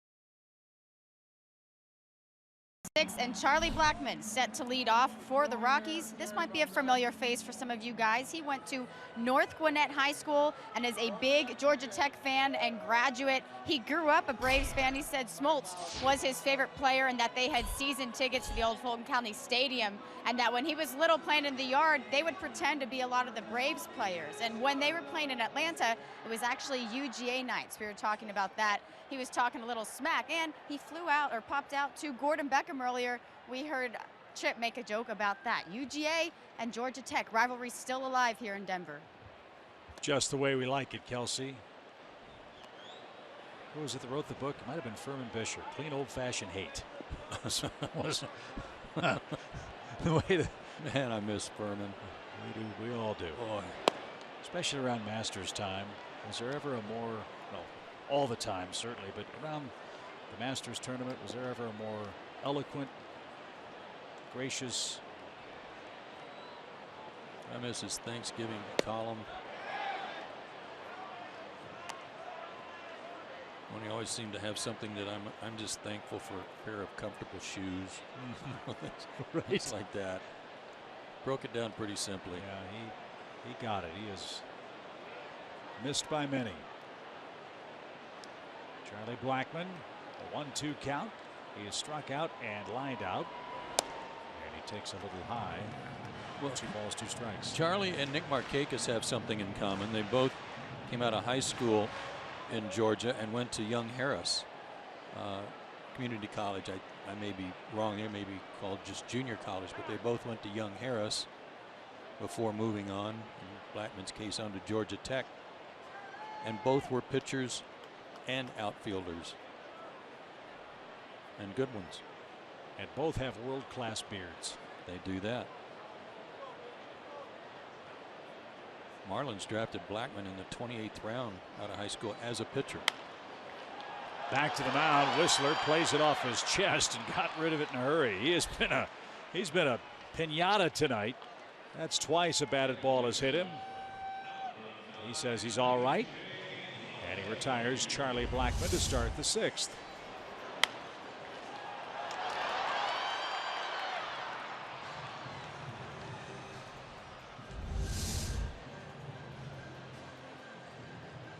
Last 3 innings have been good innings for Whistler. 9-pitch inning, 11-7 in the 5th inning. Terrific work. Got through the 4th inning without any problems. He He got Blackman out on 5 pitches. That's his 6th of the inning to LeMahieu that missed. And frankly, Joe, he looks like a different man than the man that pitched in Cincinnati in his last start. He looks like the guy we saw in April and May.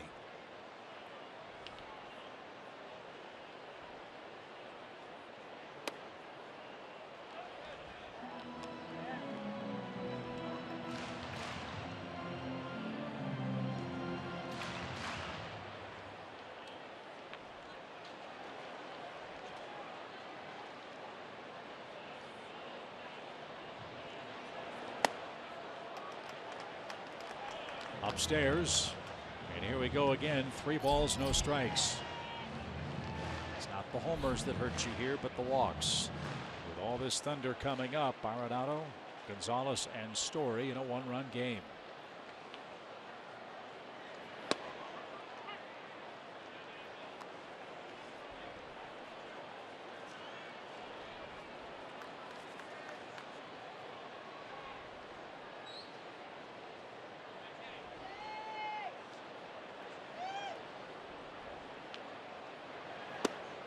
And he lost LeMahieu. Brecker tried to get that call, but it was too far inside.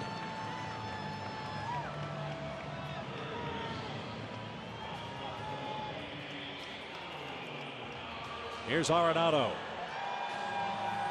Talk with Eric Young, the Rockies first base coach, about the offensive differences between the Rockies at home and on the road. On the road, they really try to work counts a little more.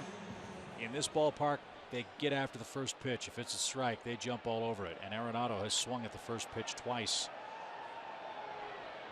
in tonight's game. He has struck out and he's flied out. He took that one, though, ball 1. Yeah, I mean, if I'm Walt Weiss, I want him to get after it in this park, too. Nolan has said there were times last year when he just made up his mind he was going to swing at the first pitch no matter what.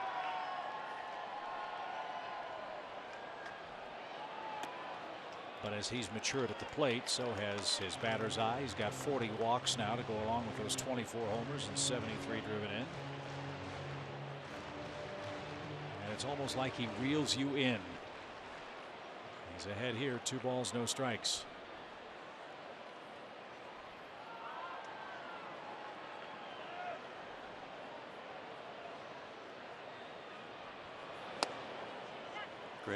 Great job. Again, you got to pitch backwards, secondary stuff when you're in hitters' counts.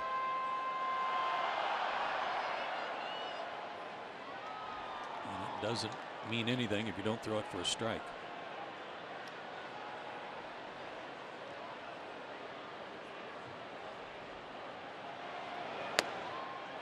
At the knees, outside corner.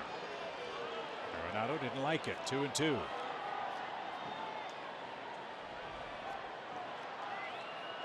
That was good fastball location.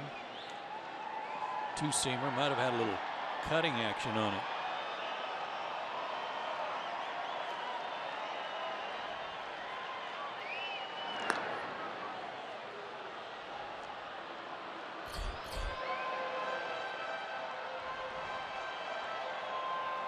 Oberg joins Lyles in the Colorado pen. Oberg just called up. They had to put Chad Qualls on the disabled list with colitis. Colitis, yep. Yikes. 2-2. Ooh, ground ball sneaks through the left side, a base hit. So Arenado has his first hit of the game, and the Rockies have a 6th inning threat, 2 on with 1 out. And again, a good pitch. He just spoiled it. Breaking ball. He was fooled, but he happened to hit it in the right spot. Yes, he hit it hard.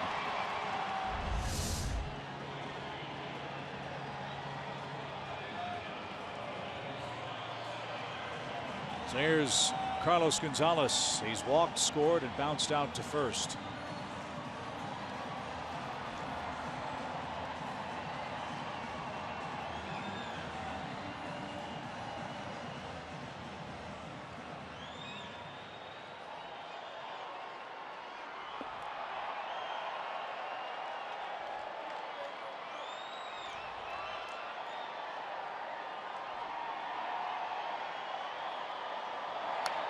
Oh, what a cut. He grounded out to Freddie his last time up, hit the ball sharply on the ground. But he doesn't hit the ball on the ground very much, as evidenced by that swing where he's kind of dropping, staying back on that back leg and trying to lift the ball. As a result, he's only hit into 4 double plays this year.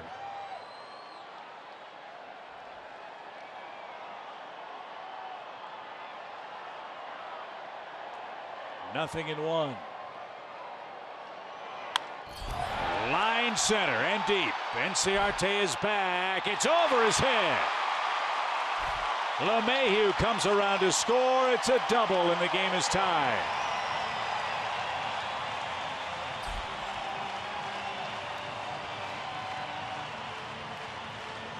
Great try by Inciarte. He may have saved a run.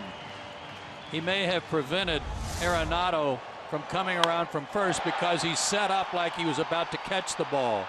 See, look at Arenado. Freeze, stop, change directions. If he chases that all the way to the wall, turns his back to the infield, there's a real good chance that's a 2-run double. Well done by Inciarte again. So again, the Rockies score a run after Whistler issues a walk. It's 3-3. They're at second and third, and here's Story. He's 2 for 2. The big inning. Can Matt limit the damage here?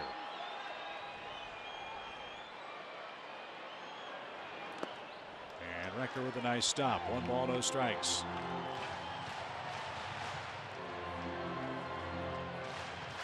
'60th RBI for Gonzalez. That gives them 3 guys in the middle of their order with 60 plus.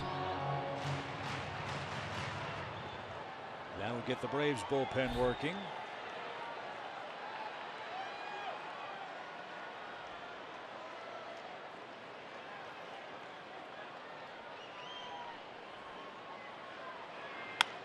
Lined into right center field. That's going to get down, and that's going to score 2, and that's going to put the Rockies in front. What a huge night for Story. He's knocked in 4.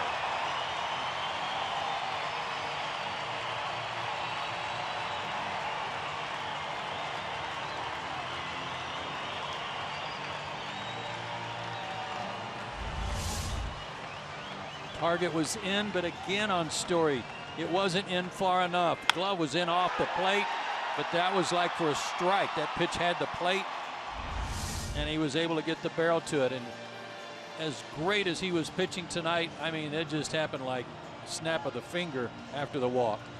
And that's the key. The base on balls leads to a big Rockies inning, and they're not done yet. They've scored 3, and Ian Kroll is coming on.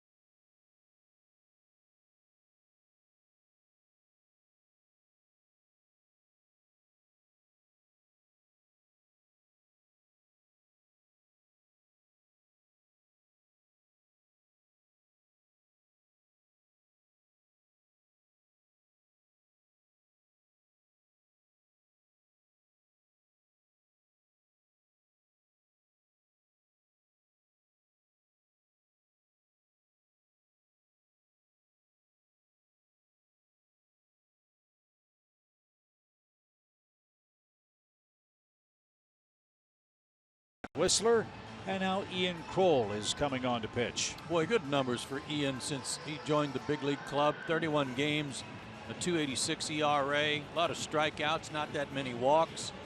Worked an inning last night, gave up a hit, had a strikeout. And he's got to get this inning under control. And instead of Descalso, they're going to put Ryan Raburn up against him. Rayburn's hit a grand slam this year against the Braves. So Descalso out after 2 at-bats and an 0 for 2 night. Rockies want to add on here. They've scored 3 times in the inning. A walk, a single, a double, and then a 2-run hit by Story. And the first from Kroll is downstairs, ball 1.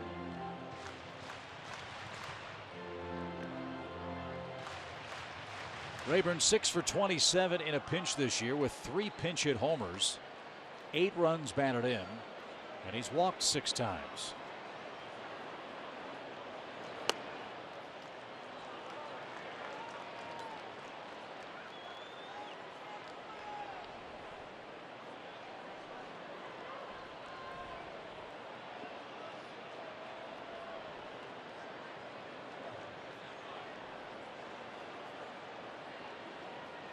Runner goes, big jump. Recker's throw is late. It bounces up there.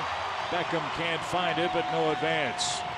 Story swipes his 7th base. He is doing it all offensively tonight. And he stole that off Kroll because he just went on his first move. Taking a chance that he's not going to throw to first. Huge jump, no chance for Recker.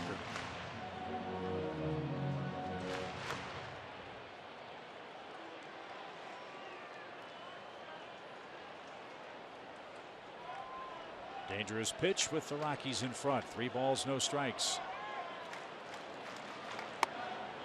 And it's another walk for Raburn in a pinch. They're at the corners now with 1 out. Second walk of the inning issued by the Atlanta staff.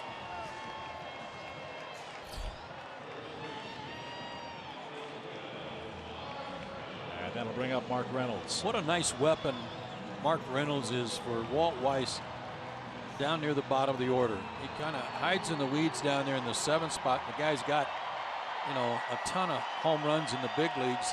A little surprising he hasn't hit more here, but with his power, as much as those guys in the middle of the order are on base, good pickup by the Rockies to bring him in. And what does it say about Reynolds, whose career was known as a guy that could hit a lot of home runs but would strike out at ridiculous rates? Right. He's really changed all of that. Power's down, average is up, and he's hitting the ball the other way. Well, it may be too that Walt Weiss is probably, like a lot of other managers, has said, we don't need you to hit home runs. You're going to hit your fair share. We need you to drive in runs, cut down on your swing, get a few more singles. Because there's no doubt this man's power. He has shown us that in this series. He hit that pinch hit home run here the other night off Cervenka. It was crazy. The 2nd longest home run hit in the major leagues this year. Measured at 484 feet.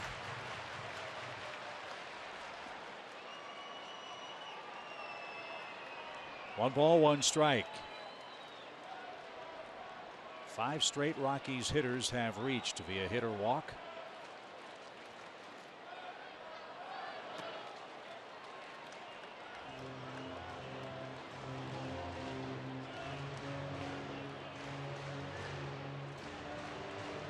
We talked earlier about the 4th inning being a fateful one for Matt Wisler. He got through the 4th tonight, allowing only 1 hit.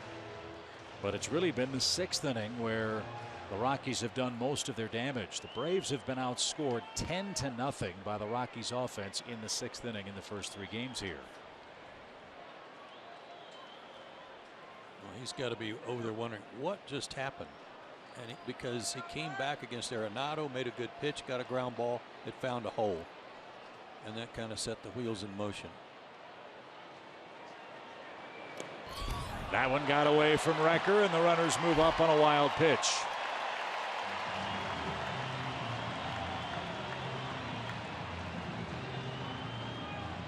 That's about the only time Recker's not been able to save a ball in the dirt. He's done excellent work, but no chance to get that one. And might have hit off the beveled edge of the plate too.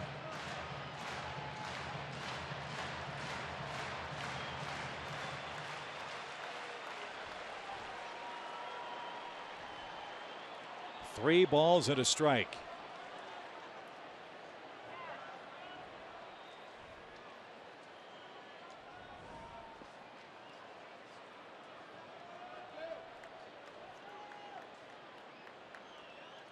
The infield is in for Reynolds. Have fun with that. Bouncing ball foul, full count. And this is the long home run we were talking about. One of the most impressive homers I've seen in this park off Reynolds' bat. Got it well out front. 3/4 the way up the bleachers in left center field.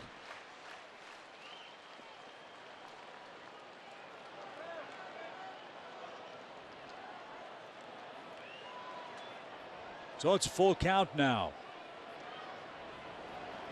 And ball 4. Ball popped away, no advance. And now the Rockies have them loaded. I know Ian Kroll hasn't pitched much. By comparison to the way he was being used before the break, he's had some time. Even though he's working on back-to-back nights tonight. And his fastball still looks good, but he doesn't look the same to me. I don't know why.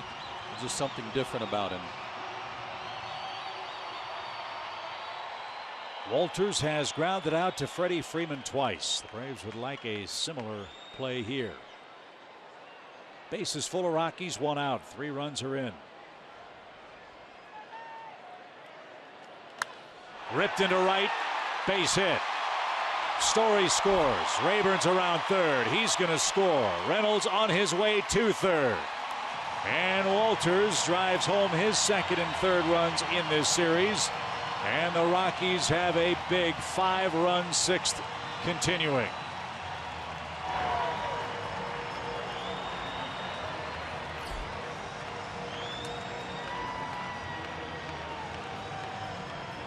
Well, they were worried about their offense coming out of the Tampa Bay series. I think they can put that to rest. And Ian Kroll did not retire a batter in the 6th inning. He faced 3 men, walked 2 of them, gave up the hit to Walters. 1 run across belongs to him. Reynolds and the Colorado catcher, his responsibility as well.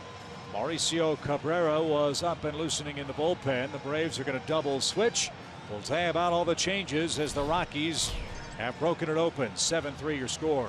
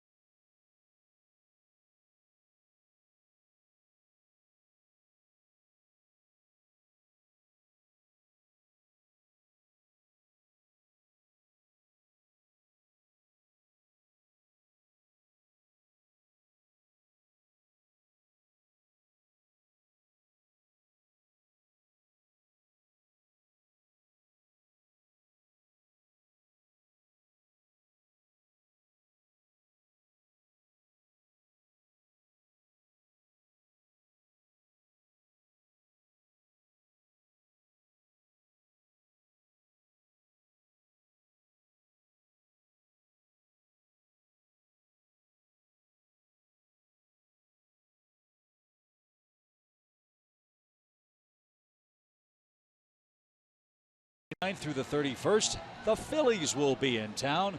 Alumni Weekend's always one of the most popular weekends of the Braves baseball season, and we will look forward to that at the end of this long 3-city road trip, which has gotten longer here in this 6th inning. Colorado scored 5 times in the inning.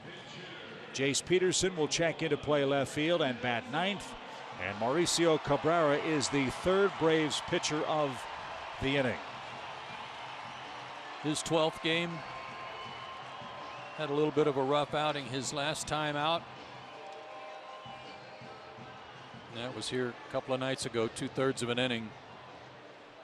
2 hits and a walk, 3 runs scored, but only 1 was earned.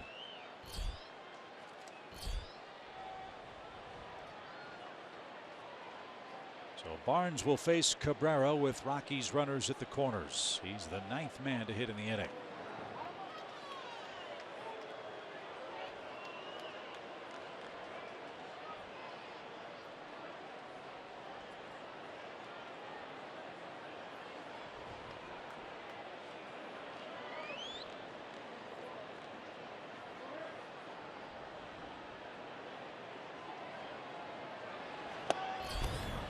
At 99 miles an hour with sinking action. There's a good start to the sequence.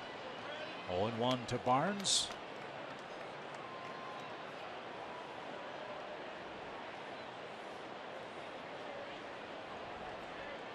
He once had a 3-hit game against the Braves, August 26th, 2014 at Turner Field.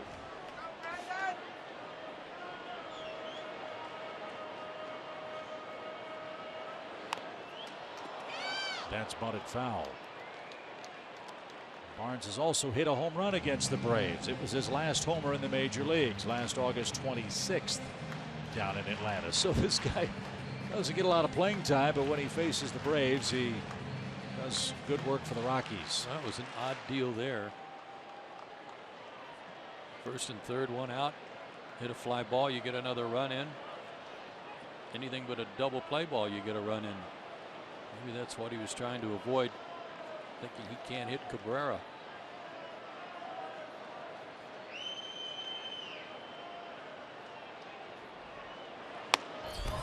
He couldn't. That one triple digits. So Mauricio comes in, gets the first man he's assigned, and we're back to the top and Charlie Blackmon. We've said this a lot. Chipper Jones has talked about it a lot. In situations like this, pretend it's the 8th inning or the 9th inning of a playoff game. That would be a very big out, irrespective of the score. Let's say you lead by a run. Strikeout stuff is such a valuable commodity in late inning work. And Cabrera showed off a 100-mile-an-hour pitch to take care of Barnes. Blackmon started the inning with a ground ball off Matt Whistler's chest. He was retired to start things. Then LeMahieu walked. And then the flurry of Rockies base runners began. He'll just try to avoid the wrath of his teammates if he were to make 2 outs this inning.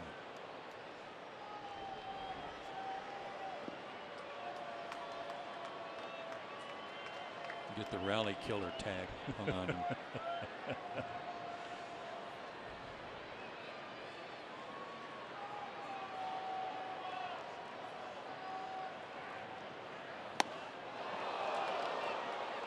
He was geared for the fastball, and a wicked slider fooled him badly.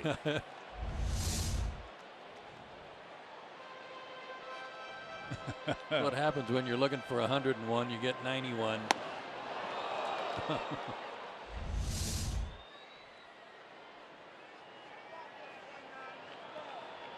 It's almost not fair.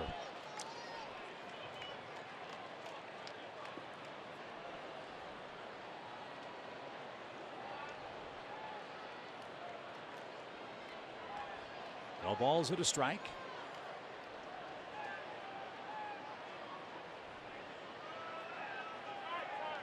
And time called very late. That's happened to the Braves about 3-4 times on this road trip already. And the funny part is Ender Inciardi stepped out on Bettis the other night, and then he buzzed him. Of course, Ender followed with a base hit. That was real late from Mark Wegner.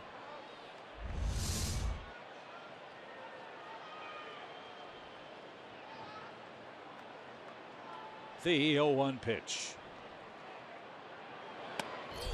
Oh, wow. Recker wasn't sure he had it. How could you be when it's up there at 101 and it goes right in the web of your glove? You don't know if it stayed in there or not.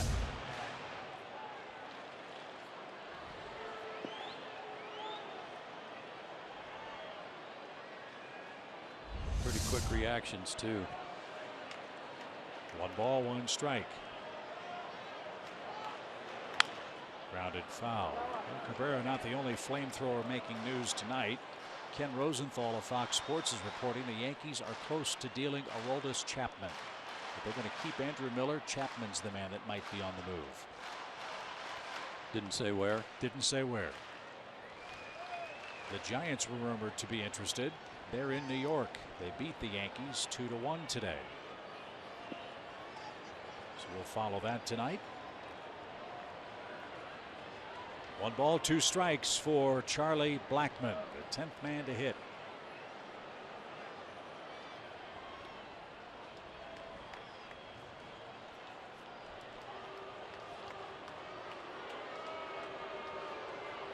Young pitcher on the mound, a guy who's been around the horn a time or two, and Recker maybe going out to talk to him about a setup pitch for what they want the out pitch to be.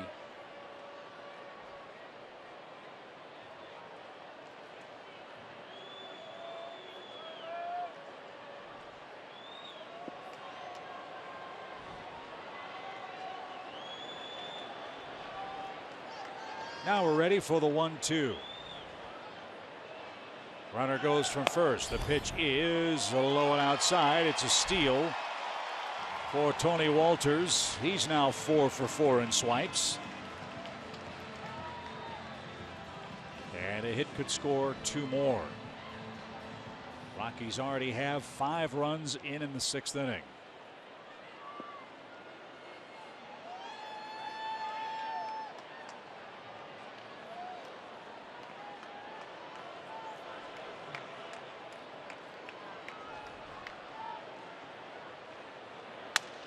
Broken bat right back to the mound, and Cabrera, a terrific job in relief.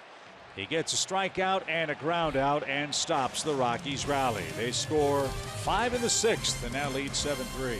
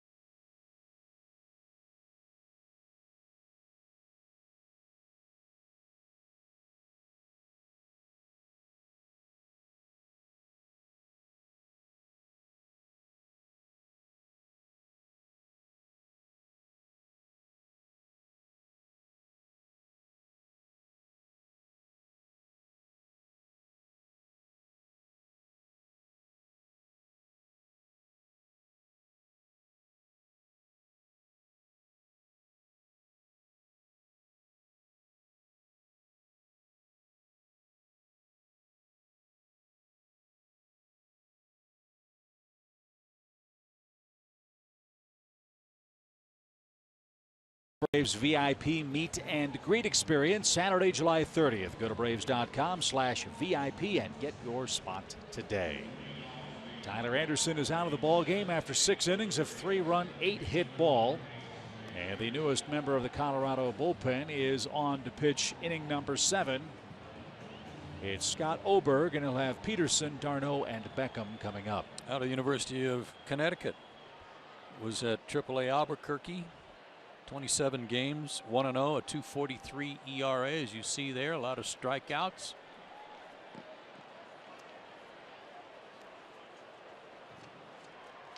This is his 3rd stint with the ball club this year. Brandon Barnes stays in the game. He's in left for Daniel Descalso.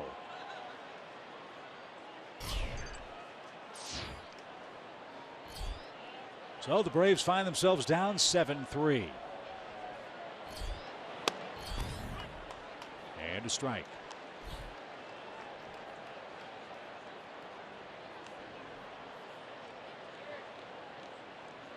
This is Oberg's 4th career game against the Braves. He's only thrown 2 1/3 innings against them.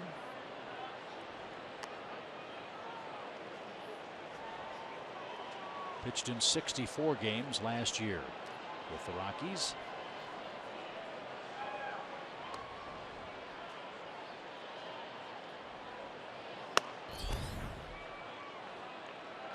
And he's throwing hard. 2 balls and a strike.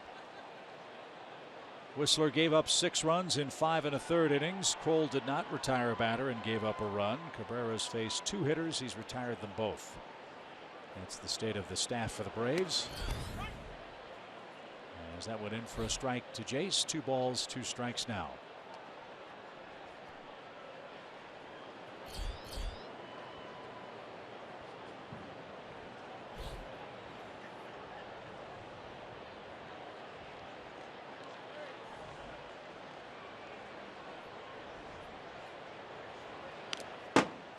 And ripped back and out of play. Jace Peterson had a good night last night. He had a tape measure shot. Oh, Jason Mott. Second deck connector.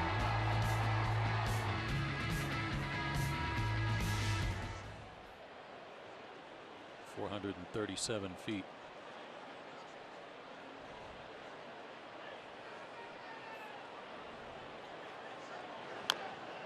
Fouled at the plate. 7 runs on 6 hits for Colorado tonight.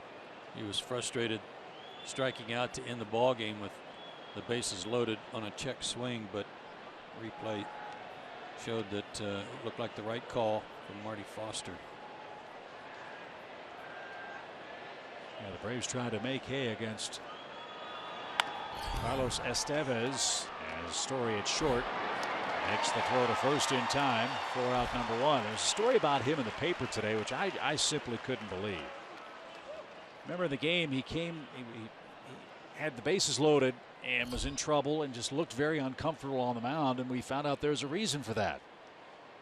For Mr. Estevez, his left shoulder, his non-throwing shoulder, has actually popped out a joint before, and apparently that happened last night. He just said it's no big deal, I just put it back in, and he started throwing 95 again.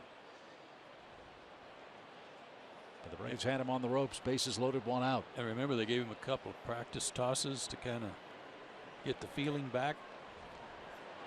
That helped him a lot. So for a man who shares the legal name of Charlie Sheen,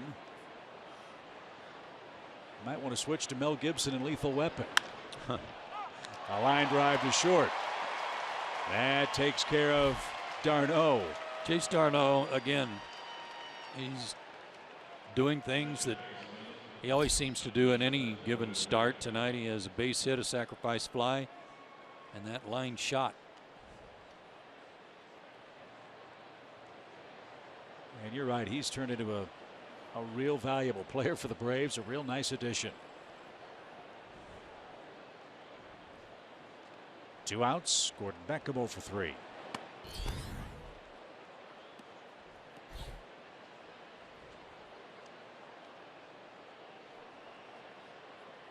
We wrap up the series with the Rockies here tomorrow.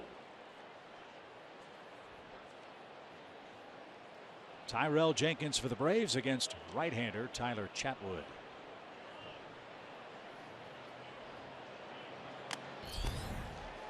That's tipped and caught.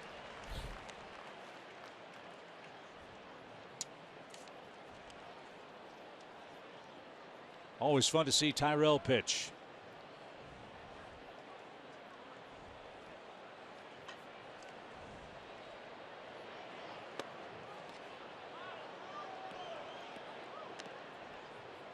And you might recall Tyler Chatwood.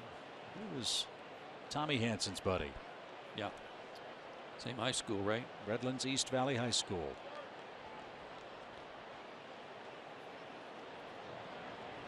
Swing and a miss. And all of us with the Braves sure miss Tommy Hanson. Sure do.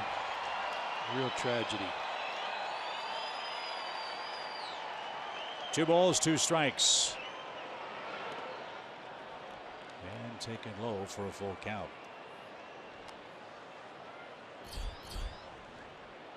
Freddie Freeman waits next. He had a beneficial scoring change. His 3rd inning hit was changed from a single with a 2-base error to a triple. So he's got 6 of them now. And a bouncing ball to short. Story got a big hop, loads up behind the bag, and nearly airmailed it. But that is good enough to retire the Braves in order. 7th inning stretch, 7-3 Colorado.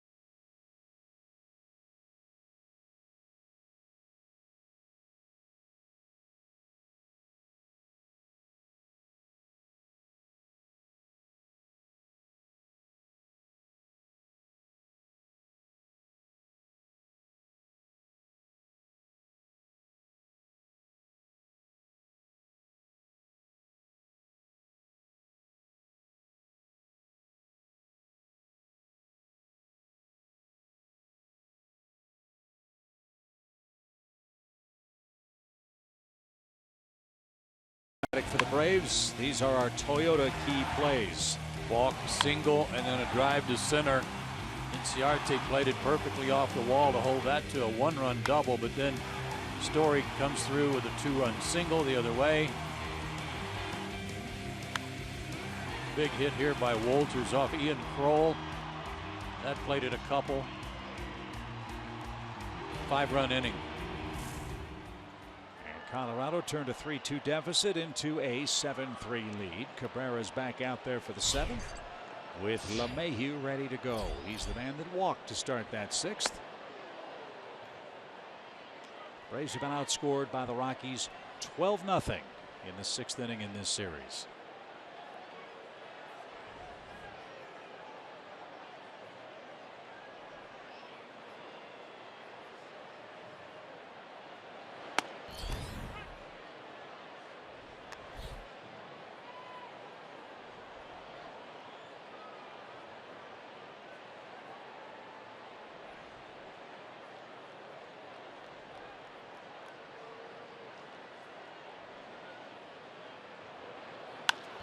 To the right side. Finally, the Braves get LeMahieu on a ground ball between 1st and 2nd.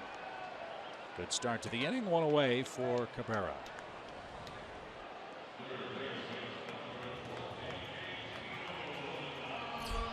And here's Arenado, a single and a run scored.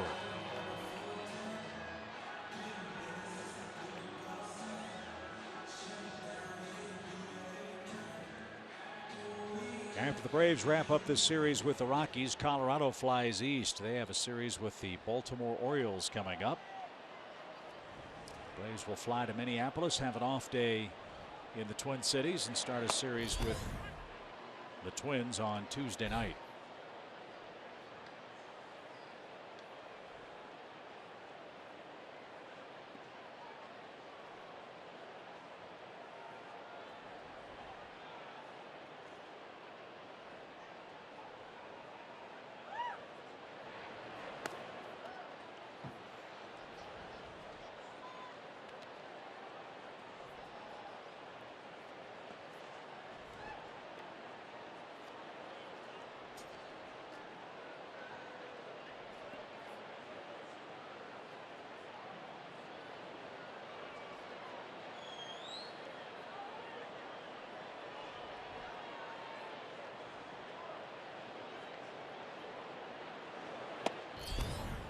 Filthy.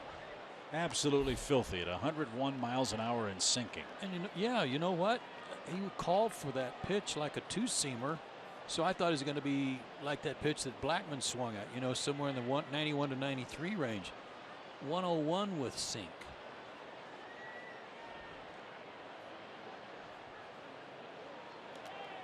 Ow. Ow. Got Wrecker on the arm.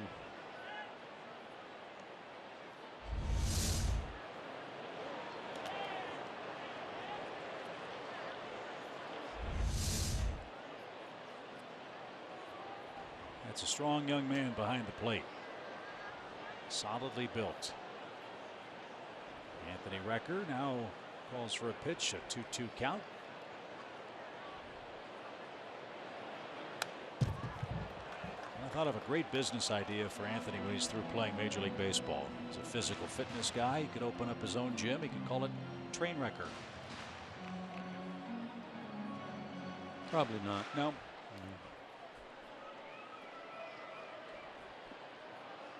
But we've got like an inning, 2 innings to go if you come up with another good one. That's about the limit after the 6th.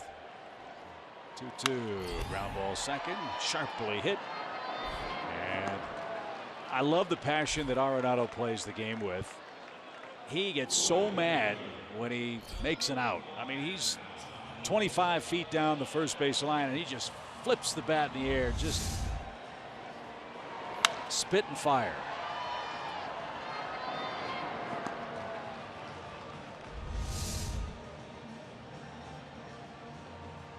Just not fair that he can't get a hit every time up. And he hit that ball sharply. Sure did. Cabrera's retired the first 4 Rockies. He'll face Cargo, who's doubled, scored twice, and knocked in a run.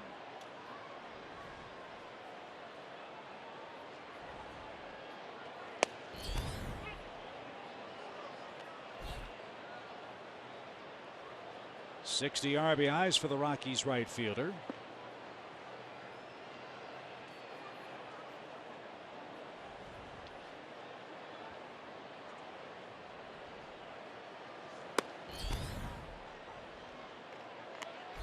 The Colorado staff was raving about the stuff of Mike Foltynewicz, who's pitched well against these guys twice. It'll be fun to ask them their impressions of Cabrera.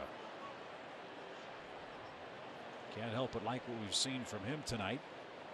He's restored some pitching order. And he's going to get a ground ball to first. Freeman plays it to the side. Cabrera to the bag.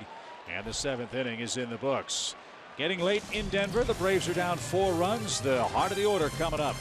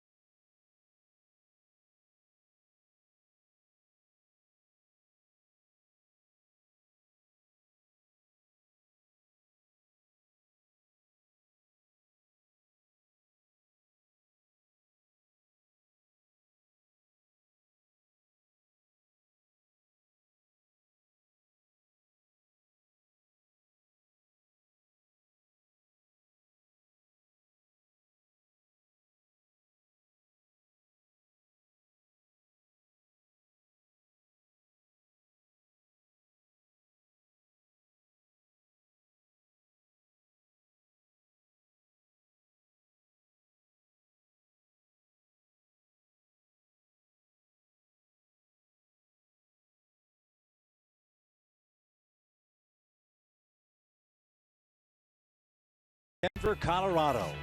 And a huge crowd has seen an entertaining ball game. The Rockies lead 7-3. We'll talk about it with you afterwards on Braves Live, presented by Xfinity. That has become one of the most popular promotions in every major league ballpark. Star Wars night, and they celebrated this evening with a Charlie Blackmon X-Wing pilot bobblehead doll. Braves had a Jason Grilli X-Wing pilot one last year, I remember. So Jake McGee comes on for inning number 8. You can see that he's got 15 saves and 19 opportunities. He pretty much has lost that job, the closing job, to Estevez because of a .560 ERA. 32 hits, 9 walks, and a .288 average against him. So his struggles cost him the closer's job. He gets some work in here. And we were right about the crowd tonight. 46,195. Already over 118,000 fans have paid to see the first 3 games. It's great. They have a good crowd here tomorrow. They've got another interesting promotion that popped up here in the last couple of days. We'll tell you about that as Freddie Freeman digs in. Freddie's 1 for 3 with another triple. He's looking for his 26th multi-hit game. And he takes ball 1. Tomorrow is Pokemon Go Day at Coors. There'll be people walking around with their heads buried in their cell phones, running into each other on the concourses all afternoon long. 1 ball, 1 strike. I don't think it takes Pokemon Go to have that happen, but okay. No, your train wrecker. Yeah. Yeah, it's okay. That was good. I kind of wallowed it around and. Oh. Up and in gets Freddie Freeman. And that's how the 8th inning starts.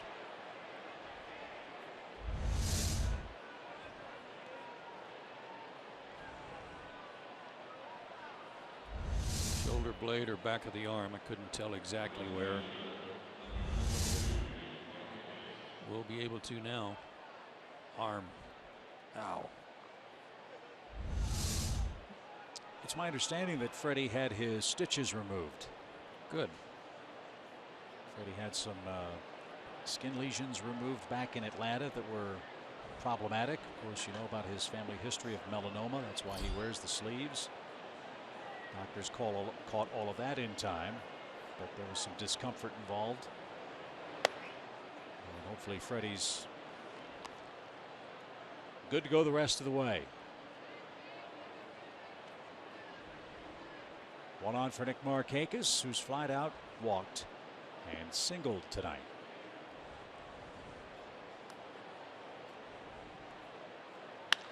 Line to second and past LeMahieu, and that's headed for the gap.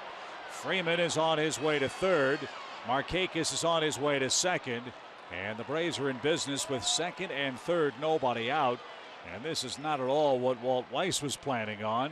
A hit batsman and a rocket by the 2 left-hand hitters against Jake McGee. Yeah, and I don't know how he missed this unless it was knuckling.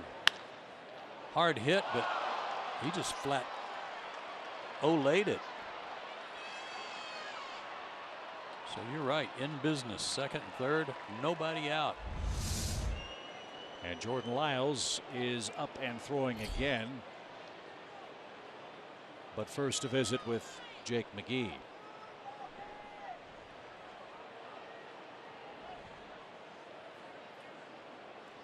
Little head-scratching moment last night when Jason Mott came in to pitch. He's the man that gave up the home run to Jace Peterson and made it a 1-run game. He hasn't been pitching well. And you can understand from Walt Weiss's perspective, look, these guys are expensive commodities. They're in his bullpen. He needs to get them right, and he's trying to find the lowest leverage situations he can to get them some game action, and maybe they'll find something and get on a nice roll. It hasn't happened against Atlanta yet. Well, the disappointing thing for them on Jake McGee is that he's had really good years at Tampa Bay before being acquired. Corey Dickerson, for example. 2012, a 1.95 ERA in 69 games. 2014, a 1.89 ERA in 73 games. Last year, 2.41 in 39 games. He was battling some injuries. Adonis Garcia, the batter, he's had a big night for the Braves. 2 hits, a run, and an RBI. He's also hit into a double play. I mean, it's only a 4-run game. Yes, Right. It's late, but in this place, like you said, when the Rockies scored their 5 runs, it's like, wow, how did that happen so fast? Braves are hoping the same thing happens here in the 8th.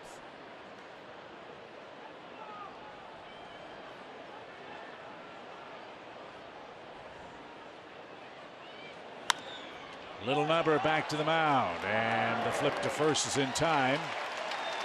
Garcia rolls to the pitcher. There's the first out, and Eric Aybar is going to come up and hit.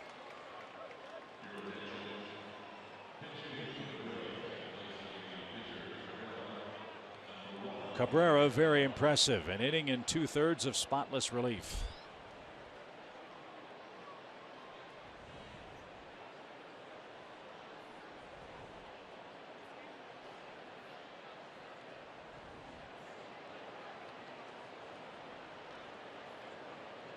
They didn't get a ball out of the infield against him. Talked about this last night. Eric likes to get after that first pitch and RBI spots.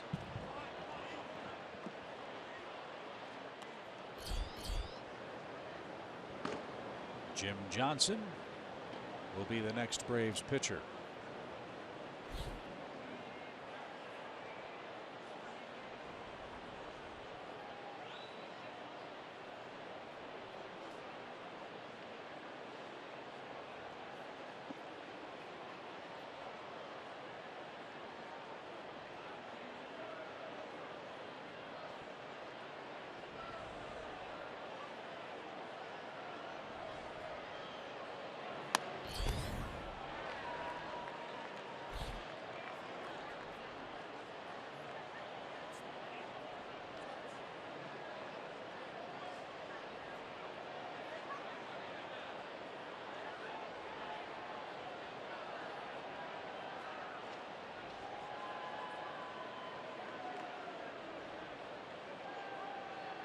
One ball, one strike.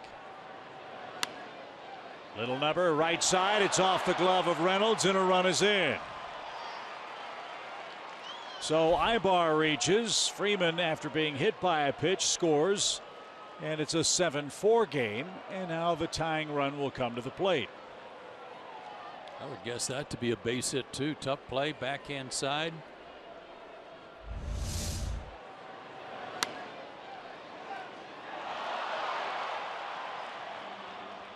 He'll get an RBI no matter what.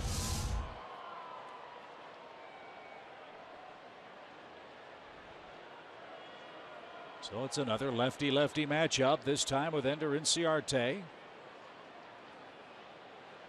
1 for 3 tonight.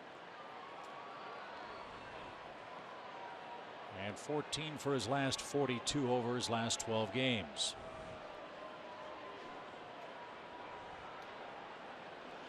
And that play was ruled an error.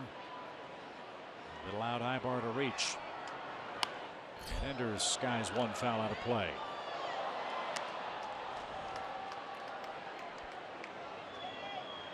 Got the tying run to the plate. Anything can happen here. At the very least, get that guy in from third base and then see if you can keep the inning going.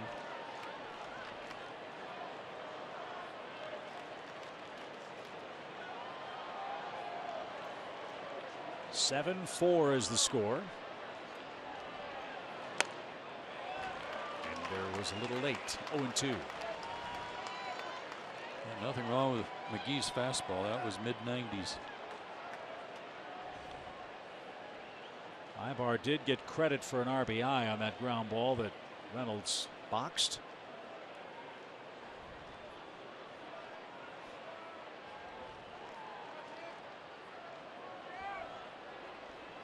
And now it's 0-2. What a stop. Aybar is going to break for second, and Walters never took a look, never saw him. Well, that could be a huge play right here. Base hit scores 2 now. That ball bounced, barely got to the dirt. McGee slowed his delivery down, slowed his arm action down, and just tried to place that. That was a tremendous stop by Walters just to keep it in front of him.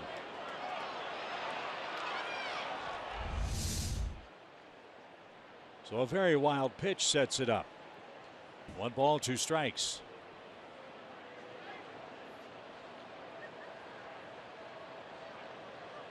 Well, like last night, the Braves are trying to give him a finish in the late innings.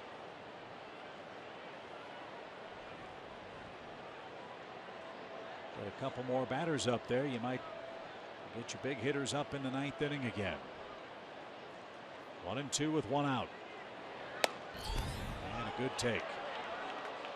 That was close. Looked like a strike on Fox Tracks, but the call went Ender's way. It's 2-2.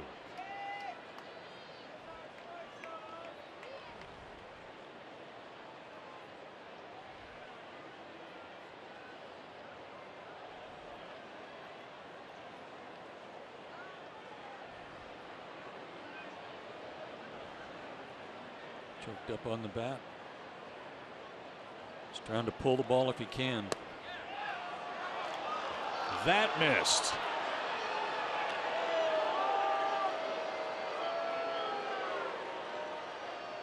Full count.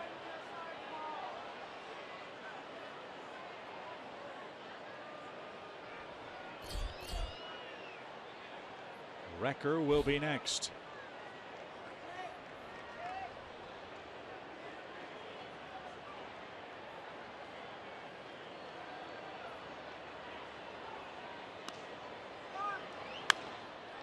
That's slapped toward left and in foul ground. No play. Great try by Barnes, but he couldn't come up with it. And he's walking gingerly back out to his left field position. Yeah, that warning track probably chewed him up.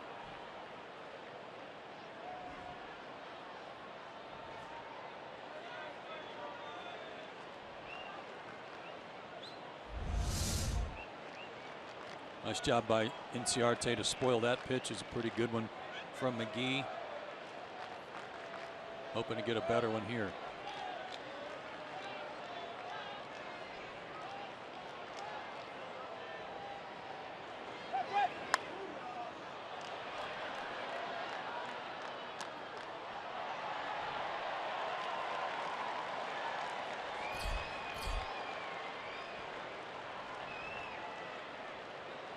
Ender's about to see his 8th pitch.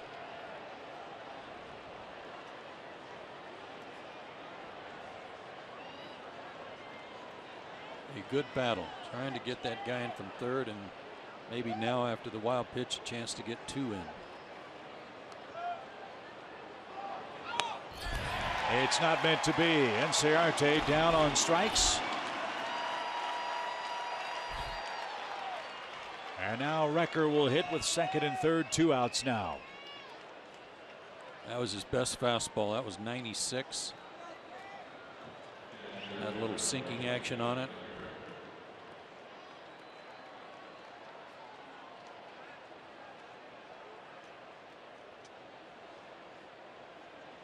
But he won't face, Recker won't face McGee.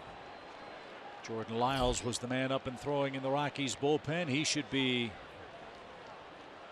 very warm and very ready for the 2-out challenge coming up. 2nd and 3rd with 2 outs. McGee is done for the Colorado club. We'll see how the rest of the inning works itself out.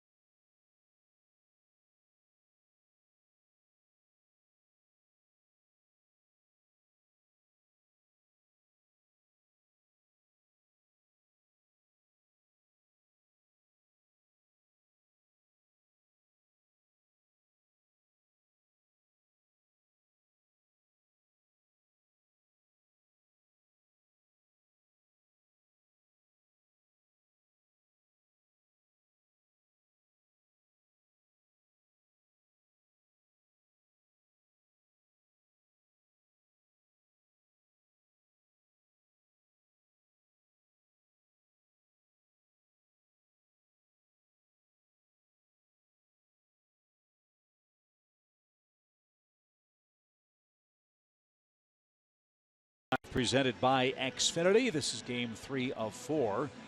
One more game here tomorrow afternoon. One more pitching change for the Rockies. It's right-hander Jordan Lyles, a former starter, now working out of the bullpen. And he'll face Anthony Recker. His numbers are real good as a reliever, not as a starter. .615 you see there overall. 6 outings out of the bullpen, 1-0 with a .263 ERA. Recker is going to hit for himself. A.J. Pierzynski also available. Lyles is from Braves country, lives in Columbia, South Carolina, went to Hartsville High School. And was the #1 pick by the Astros. He was part of the Dexter Fowler deal. And his season was cut short on a very weird injury. He tore the medial collateral ligament in his left big toe. Never heard of that before. Me either. That required surgery, and he's only back in action now.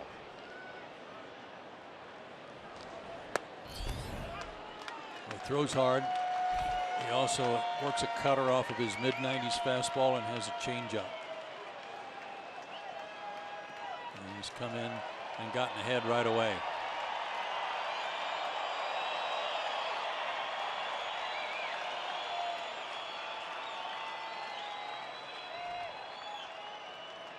No balls, 2 strikes. And a bouncing ball to short. Story's got it, loads up, throws to first, and that's your inning.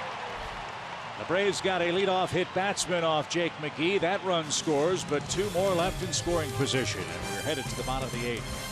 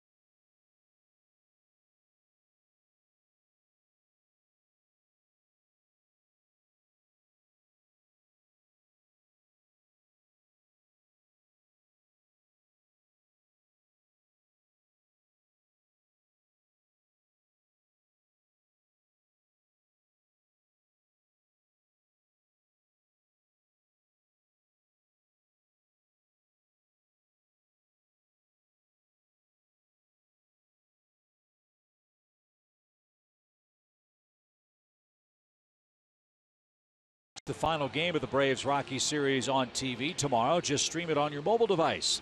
Go to the App Store and download the free Fox Sports Go app. Log in and watch the live stream and take the Braves wherever you go. It is 7-4 Colorado. The Braves need a late rally to break an 8-game losing streak here in downtown Denver.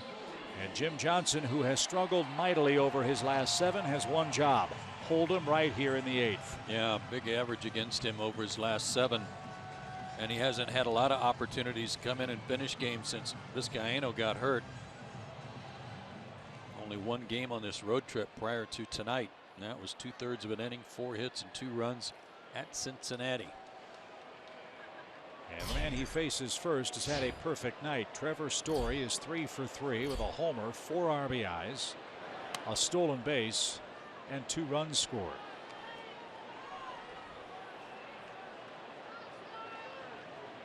Christian Adames is on deck. He'll bat for Lyles next. 7 runs on 6 hits for the Rockies. And another drive deep center field. That ball is gone. What a night for Trevor Story.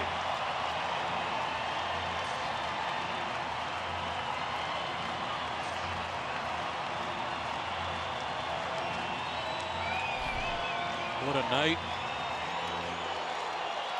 What a season. What a story book. Story is unreal.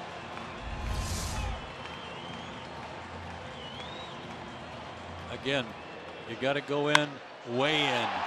That's 3 times his last 3 at bats. They tried to go in and didn't get it in far enough. I'm a believer. That's 7 home runs in his last 13 games. His 4th multi-homer game. He's got 26 homers in total. He has a 5 RBI night. Fiction or nonfiction? Huh. Man, oh man. So Jim can't hold him right there. And it's now an 8-4 score in the 8th.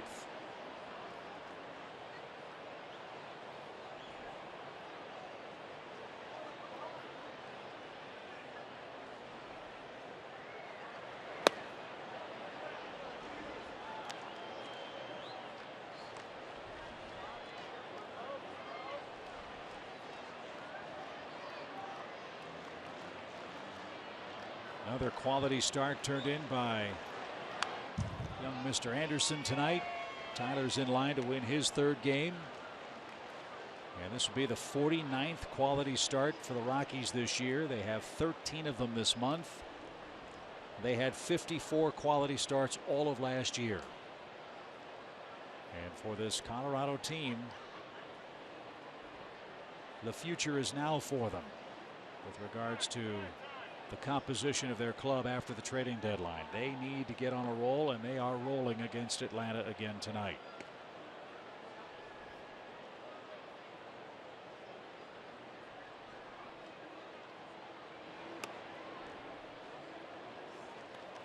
And Adames took the ball. It's 3-1.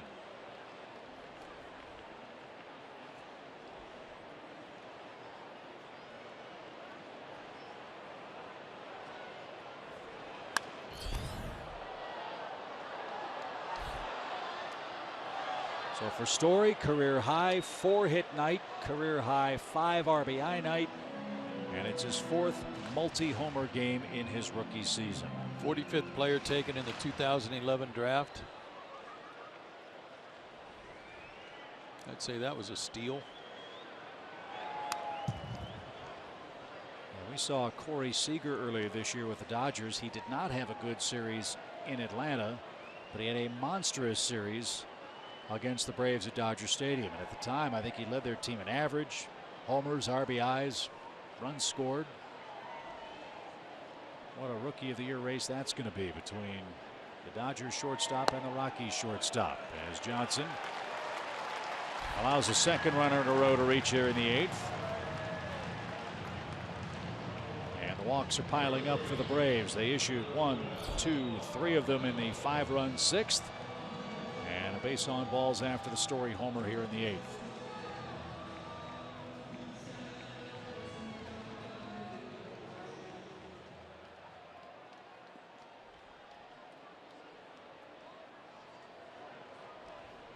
Reynolds 0 for 2. He's walked.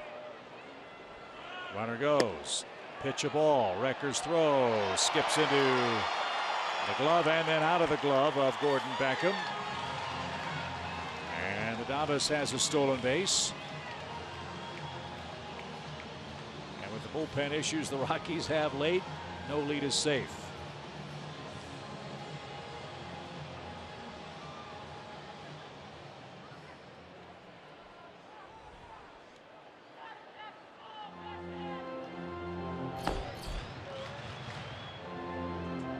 Like Adam Ottavino will be next.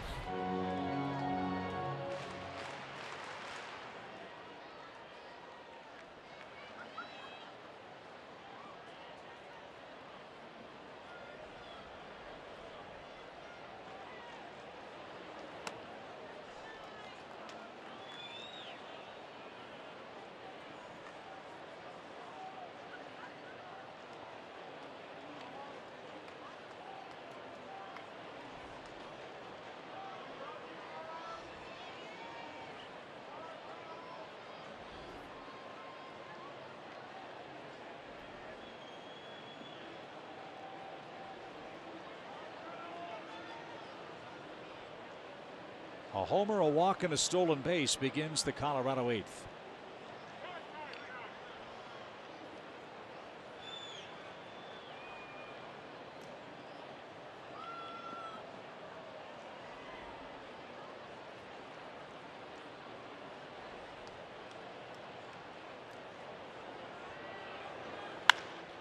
Sharply hit. d'Arnaud to a knee. Made the play. Can't hit it any harder than Reynolds just did, but he's the first out.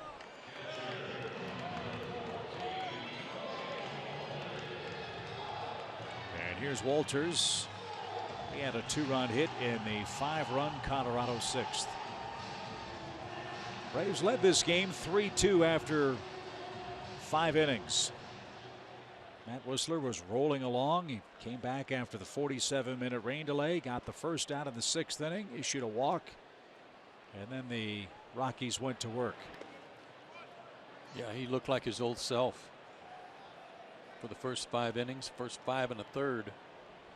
That inning started harmlessly with just a comebacker, but the walk fired him up.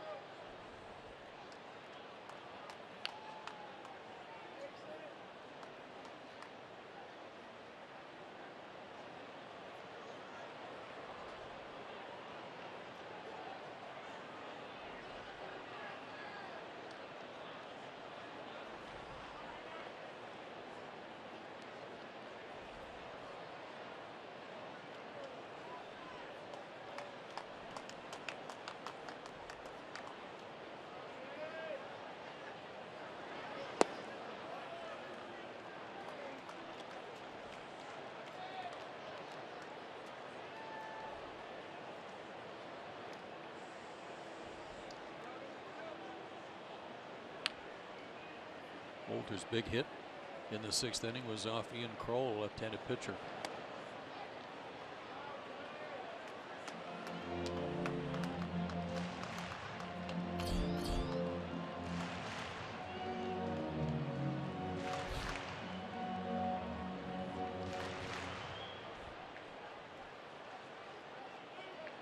"15 pitches, only 5 strikes for Jim Johnson. One of the strikes was a homer. And he has no idea where the baseball's going. Second walk of the inning. This is kind of a continuation of those numbers we showed you over his last half dozen, 7 outings, something like that. Whatever it was, it's been ugly for him. And what's curious is that after he came back from the disabled list, man, he was dealing. Low ERA, throwing hard. He's throwing hard tonight, but it's not on the mark.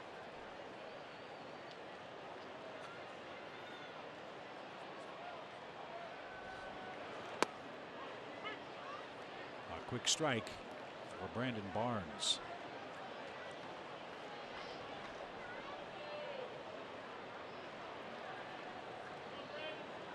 When Arodys Vizcaíno got hurt on July 15th, Jim Johnson became the de facto 9th inning guy.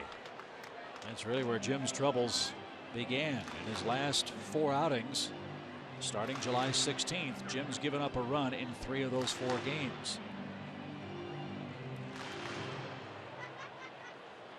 2 2/3 innings, counting tonight, 7 hits, 4 runs, 4 walks, and a homer.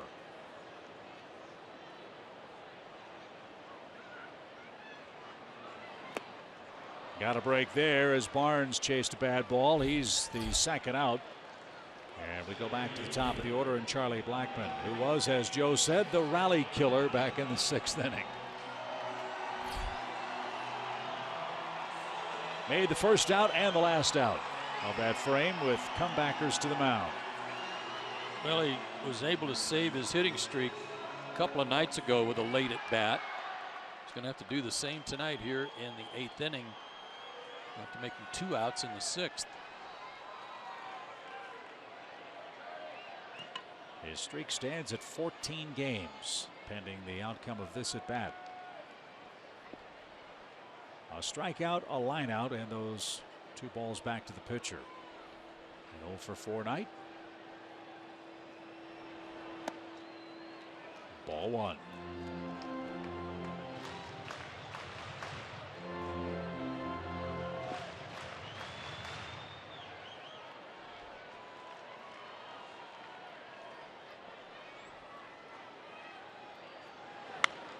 Popped up. And Jace Peterson in left will put an end to Charlie Blackmon's hit streak. And that puts an end to the Colorado 8th. The leadoff home run by Trevor Story, his second of the night. And the Rockies now lead 8-4.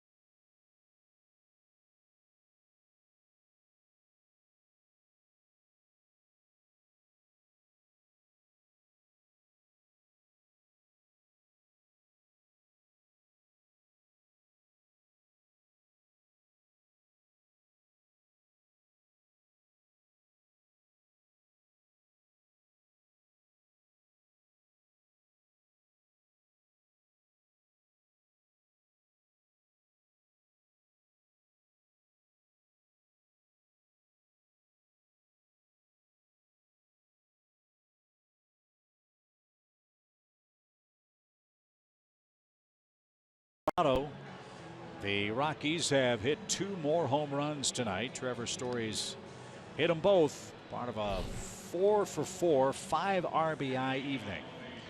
And Atlanta will take aim at Adam Ottavino,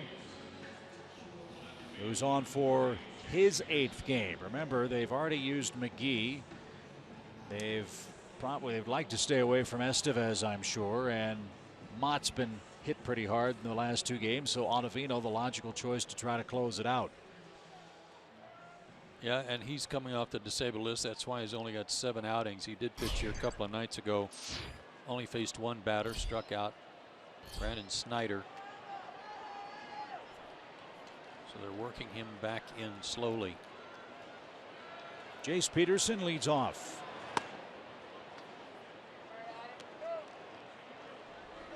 So let's see what happens. The Braves are going to have their best hitters coming up in this inning. Need some base runners. Braves have had a handful of those. They've left 4 men in scoring position tonight. Yeah, and even so, they still had that 3-2 lead going into the 6th inning. It's these dadgum big innings that just keep crushing them. Well, the Braves starters ERA in this losing streak in Denver is right at 7 runs, which leads you to believe that once the starter goes out, it's even more difficult for the Braves pen. And tonight it was Matt Wisler, 6 earned runs in his 5 1/3.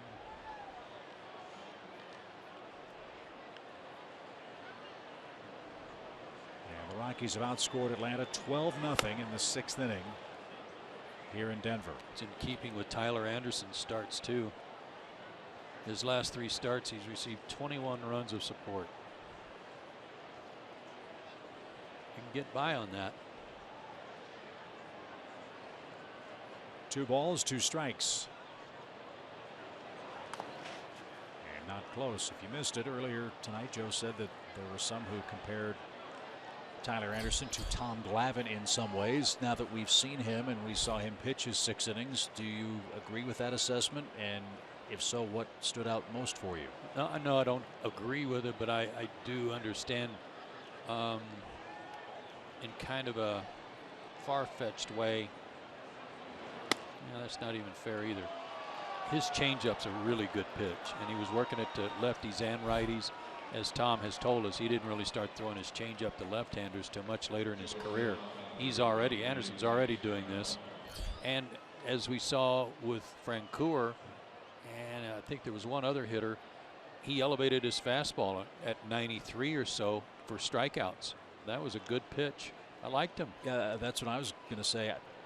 He's not throwing an 89 or 90 mile an hour fastball. He could muscle up when he needed it. But I really admire and respect what you said early in the game about Anderson missing all of last year, and yet he was in uniform in the dugout with the charts, really trying to keep notes and learn something about the big league hitters so that he knew coming into this season it might be something that would help him. Very admirable. Broken bat, bouncing ball to short. They'll go to second for one, and Peterson with a hard slide is going to be out. Darno trades places with Jace Peterson. One away in the ninth inning for Gordon Beckham. I didn't get a chance to ask you earlier when Story came swooping in to field an in-between hop. I think it was to end the last inning, the eighth inning. He does have a lot of the same mannerisms as Troy Tulowitzki. Maybe because they're close to being the same height, and the way Tulowitzki would charge and throw on the run looks a lot like him.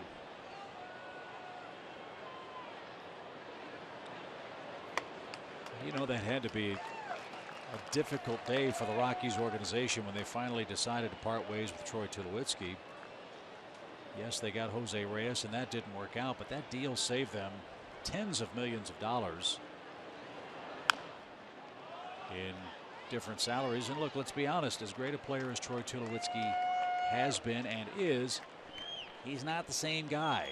And they're getting probably better production on the offensive and defensive side of the ball from Story at a fraction of the cost than they would have with Troy Tulowitzki. Let's just say they're not crying anymore. No. Bouncing ball to second. Glove flip. Story completes the double play, and the Rockies win game 3 by a final score of 8-4. A career night for Trevor Story. He's got a strong arm and a big bat. And the Rockies have won the first 3 games of this series. Tonight's final 8-4. Joe and I will step aside and take a break.